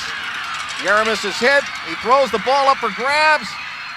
Broken up again by the West Mifflin Titans. And again rushing up to cover the football, D'Angelo Mitchell along with Dorian Foreman. And the West Mifflin Titans are celebrating because they are going to take possession of the football over on downs with 1 tick left on the clock. And it looks like, unless absolute insanity breaks out, this game belongs to the Titans of West Mifflin High. Boy, this is I really thought, to Charlie's point, and I could be wrong on the player, but I thought he had 32 down the sideline, maybe a little bit off the seam in that vicinity, maybe right at the numbers. Charlie, right past the linebackers and in front of the safety. And it's this man right here. And I'm pointing, forgive me, everybody, but it was 6. It was Torres. Emmanuel Torres that he had in that exact place you talked about, and he was open. Yes, he was, but you have to credit West Mifflin. They course. ran a delay blitz off of that slot to side, and they put pressure, and he had to step up and didn't allow him to place the ball downfield like he would like to. Garner takes the snap and kneels down. That is the ball game. The West Mifflin Titans win it. 47-42. They will advance to play the winner of Franklin Regional and Montour. That game also being played out tonight here in the WPIAL. Ray Brazo has to be just breathing a sigh of relief right now in this seesaw battle that went back and forth all night long. West Mifflin finally takes control of this game and wins it, going away by 5. We're coming back for our Pittsburgh Sports Report post-game show. We'll have player and coach interviews coming up. Everybody breathing a sigh of relief wearing the blue and gold, not to mention the neon in the stands.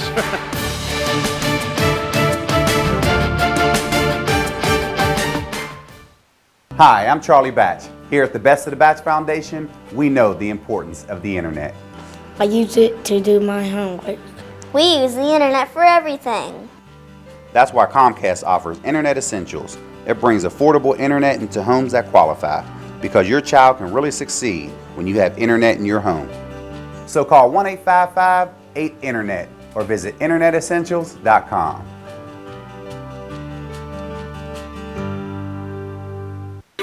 When Panera began, we decided to get up every day and bake fresh bread from fresh dough. That decision made us wonder, what else could we do the right way?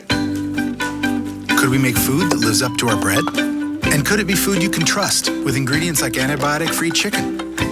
Could we come together as a community and help feed people in need? We already have. And every morning, we start again. Panera Bread.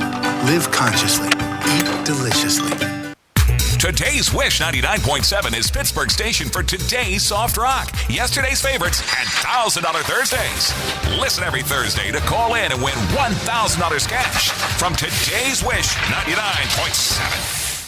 Since 1984, Angels Place has provided free childcare and other supportive services to parents who are low-income students.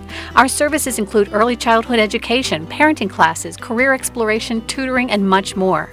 Our goal is to enable student parents to complete their education, secure lucrative employment, and become independent, successful members of our community. To support Angels Place or for more information, please call 412-321-4447 or visit us online at angelsplacepgh.org. All aboard for a ride into the past at the Pennsylvania Trolley Museum. Ride the rails on a 4-mile scenic tour. Check out the restorations in the car barn. Explore all the interactive exhibits and the museum store. The Trolley Museum is a great destination for your birthday party or play group. The Pennsylvania Trolley Museum in Washington County. Go to patrolley.org or call 724-228-9256. More than a ride, it's an experience.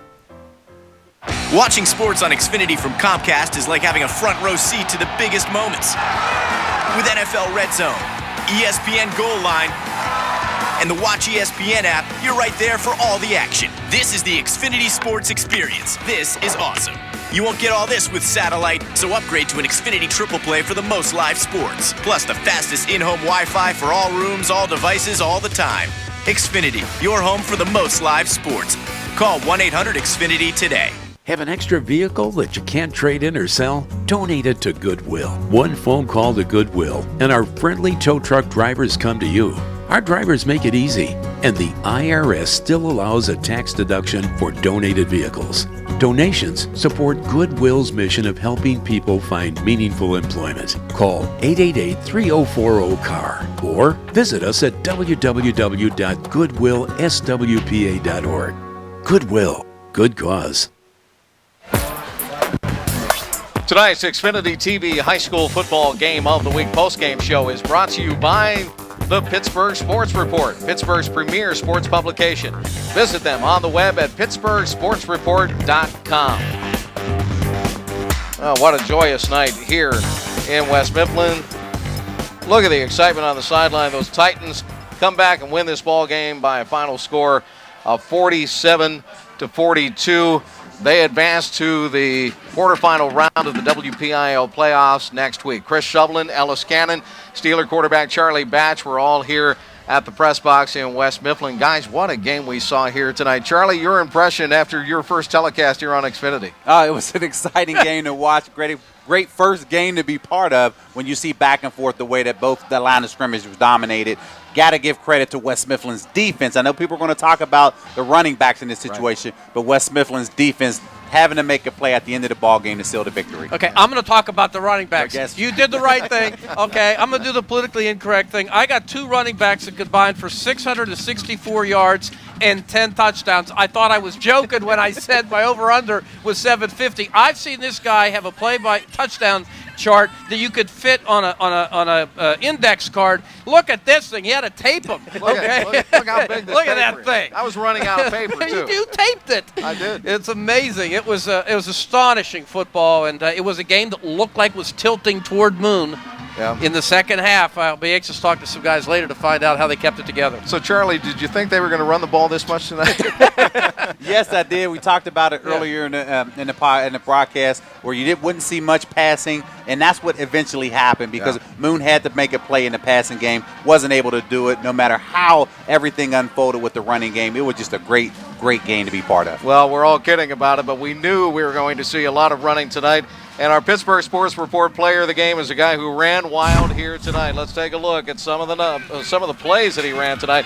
This, of course, number 5 in the blue and gold for West Mifflin, the Titans, Jimmy Wheeler. 29 carries, 359 yards, 6 touchdowns. There's another one of them right there. Here comes another one. It was that kind of night for number 5. Jimmy Wheeler, and we have him on the sideline with us here, our Pittsburgh Sports Report player of the game. Jimmy, we knew you were going to get the ball tonight. You came through, and your team really had a dashing win, and it's a great way to bounce back from the loss to TJ last week to move on to the quarterfinal round of the WPIAL. Yes, it was. It really was. We knew that we ain't played so good last week, and we knew that this is a tough team, and we had to come out and come hard. Jimmy, Charlie Batch here. I know last week was a tough week for you, but talk about your offensive line and how they were able to help open up those holes for you tonight. My offensive line did a great job opening holes a train can run through. I just busted through them and got them. They did a great job.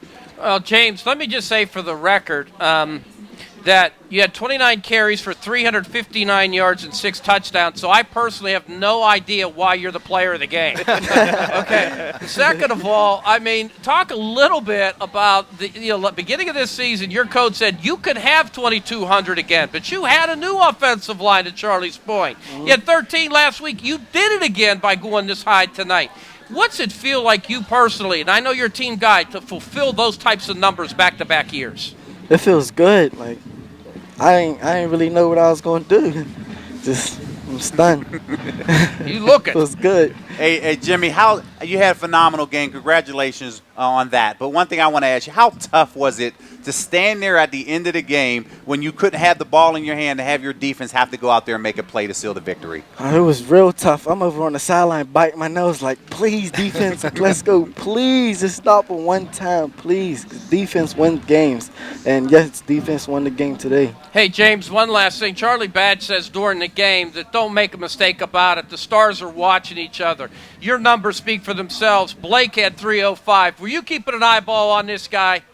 Yeah, I was keeping an eye on it. All right. We had to find out. Jimmy Wheeler, congratulations. You're the player of the game, sponsored by the Pittsburgh Sports Report here tonight. Just a magnificent win. And good luck next week in the WPIAL's quarterfinal round. Thanks so much. All right, you're very welcome. It's an honor to see you and a pleasure watching you play ball tonight. The defense did come up big at the end, and D'Angelo Mitchell was one of those guys who was really under the pressure because he was defending that left corner in that defense and batted a couple of balls down late in the game. Yeah, we talk about ironies, and you're right, Charlie. Obviously, somebody had to make a stop, right. And that applied to Moon as well, and they couldn't. And they had the opportunity to put the game away with that two-score situation that they had. And during halftime, you heard Coach say, Coach Brazo, I'm worried about the time of possession. Well, time of possession ended up plus 11 minutes for Moon. It got away from them. The score was getting away from them, but ultimately, Coach was able to get these guys to keep it together, and I'll be anxious to talk to him about that. Yeah, well, I'll tell you what. Let's talk to him right now. Ray Brazo is the head coach of the West Mifflin Titans. Ray, have you had a chance to catch your breath yet? A little bit there. It's quite a ball game. It's a pretty good game to have on television. That team, obviously, we couldn't stop them, and they had a hard time stopping us. It was back and forth. I think some of those kickoffs we did kind of bounced our way. They really weren't called onside kicks, but we're kind of pooching it down there to keep it away from their guys running, and a couple of times we got it, which really got us back in the game there at the end. Coach, Charlie Batch here. I asked you at halftime what defense adjustments were you going to make, and you said, I'm not really sure. But how proud of your defense, how proud of you are your defense for making those critical plays at the end of the ball game? Yeah, you got to give them a lot of credit. I mean, they were really taking their licks there, and we got on them at halftime that we had to tackle better anyway and just had to go after people and show guts, and I think that's what they did at the end. They just kept hanging on and, got two crucial stops, and that was big, especially the one where they went for it down there around the 20 or 30. Yeah, absolutely. And, Coach, I want to talk a little bit about that. First of all, I'm glad you mentioned the defense with Charlie, but there were about 670 yards rushed between two guys with 10 touchdowns. Number one, have you ever been in a game quite like this? And number two, talk about the fact that this game started to get a little bit away from you in the second half. Time of possession ended up double digits in favor of Moon. The scoreboard was a two-score game. Talk about keeping the team focused, poised, and ready to come back. Well, we sort of just kept plugging away, trying to make the calls. We had a couple of plays there. Our Connor and our Pyre were really working, and Jimmy would hit it and go. And that's basically the play we had because our tight end, our starting tight end got hurt, and we ended up moving a tackle over to tight end. So that kind of took a lot of the plays that we run away. So we were just hitting a couple plays, and that's what we stayed with. did I see a game like this before? Not really. I don't not really. I feel better now. You know, especially in high school. I guess it compared a little to our last year when we played Central Valley, ended up 36-35, so that was a semi, so that was kind of sort of like that. So, you know, we just keep on plugging away. That's all you can do. Coach, I know this is not the question, but really it's a compliment to you because last week it was a tough week against Thomas Jefferson, but you were able to have your team bounce back in a critical playoff game here today, and I just wanted to congratulate you on that. Thanks, Charlie. I appreciate that. Come from a hometown boy there. Absolutely. Take it from all of us. We're in Mon Valley tonight. That's right. Ray, congratulations on the victory. Best wishes the rest of the way. All right, guys. Thank you very much. All right, our pleasure. Thank you so much for having us here at West Mifflin tonight. Guys, we saw a great show, didn't we? Yes, we did. You know, we did, and the numbers will be talked about. We've already talked about them, and I could go on as you could, but I just want to say, how about the rookie going politician there at the very end? I mean, Charlie, you thanked them. Congratulations. I thought you were doing analysis for football. You're running for office. No, not at all. That's my man. Yeah, I know. Coach Brazo, love him to death. Yeah, I mean, he's done great a phenomenal job tonight. job. What a great here, job. So thanks for having us. It's been fun. Yeah, it has been a blast. Charlie Batch will join us in the next playoff game that we call here on Xfinity TV On Demand as well. For our entire crew, we want to thank you for tuning in. I'm Chris Shovlin, Ellis Cannon, Charlie Batch here in the booth. All of our folks from Viewpoint Production Services working this game in West Mifflin tonight, and what a game it was. We saw them run wild, didn't we? Both Cole Blake and, of course, Jimmy Wheeler, who ends up being our Pittsburgh Sports Report player of the game with his 359 yards and 6 touchdowns here tonight. West Mifflin, they will remember the Titans after this one. 47-42, they win it here at home on Xfinity TV On Demand.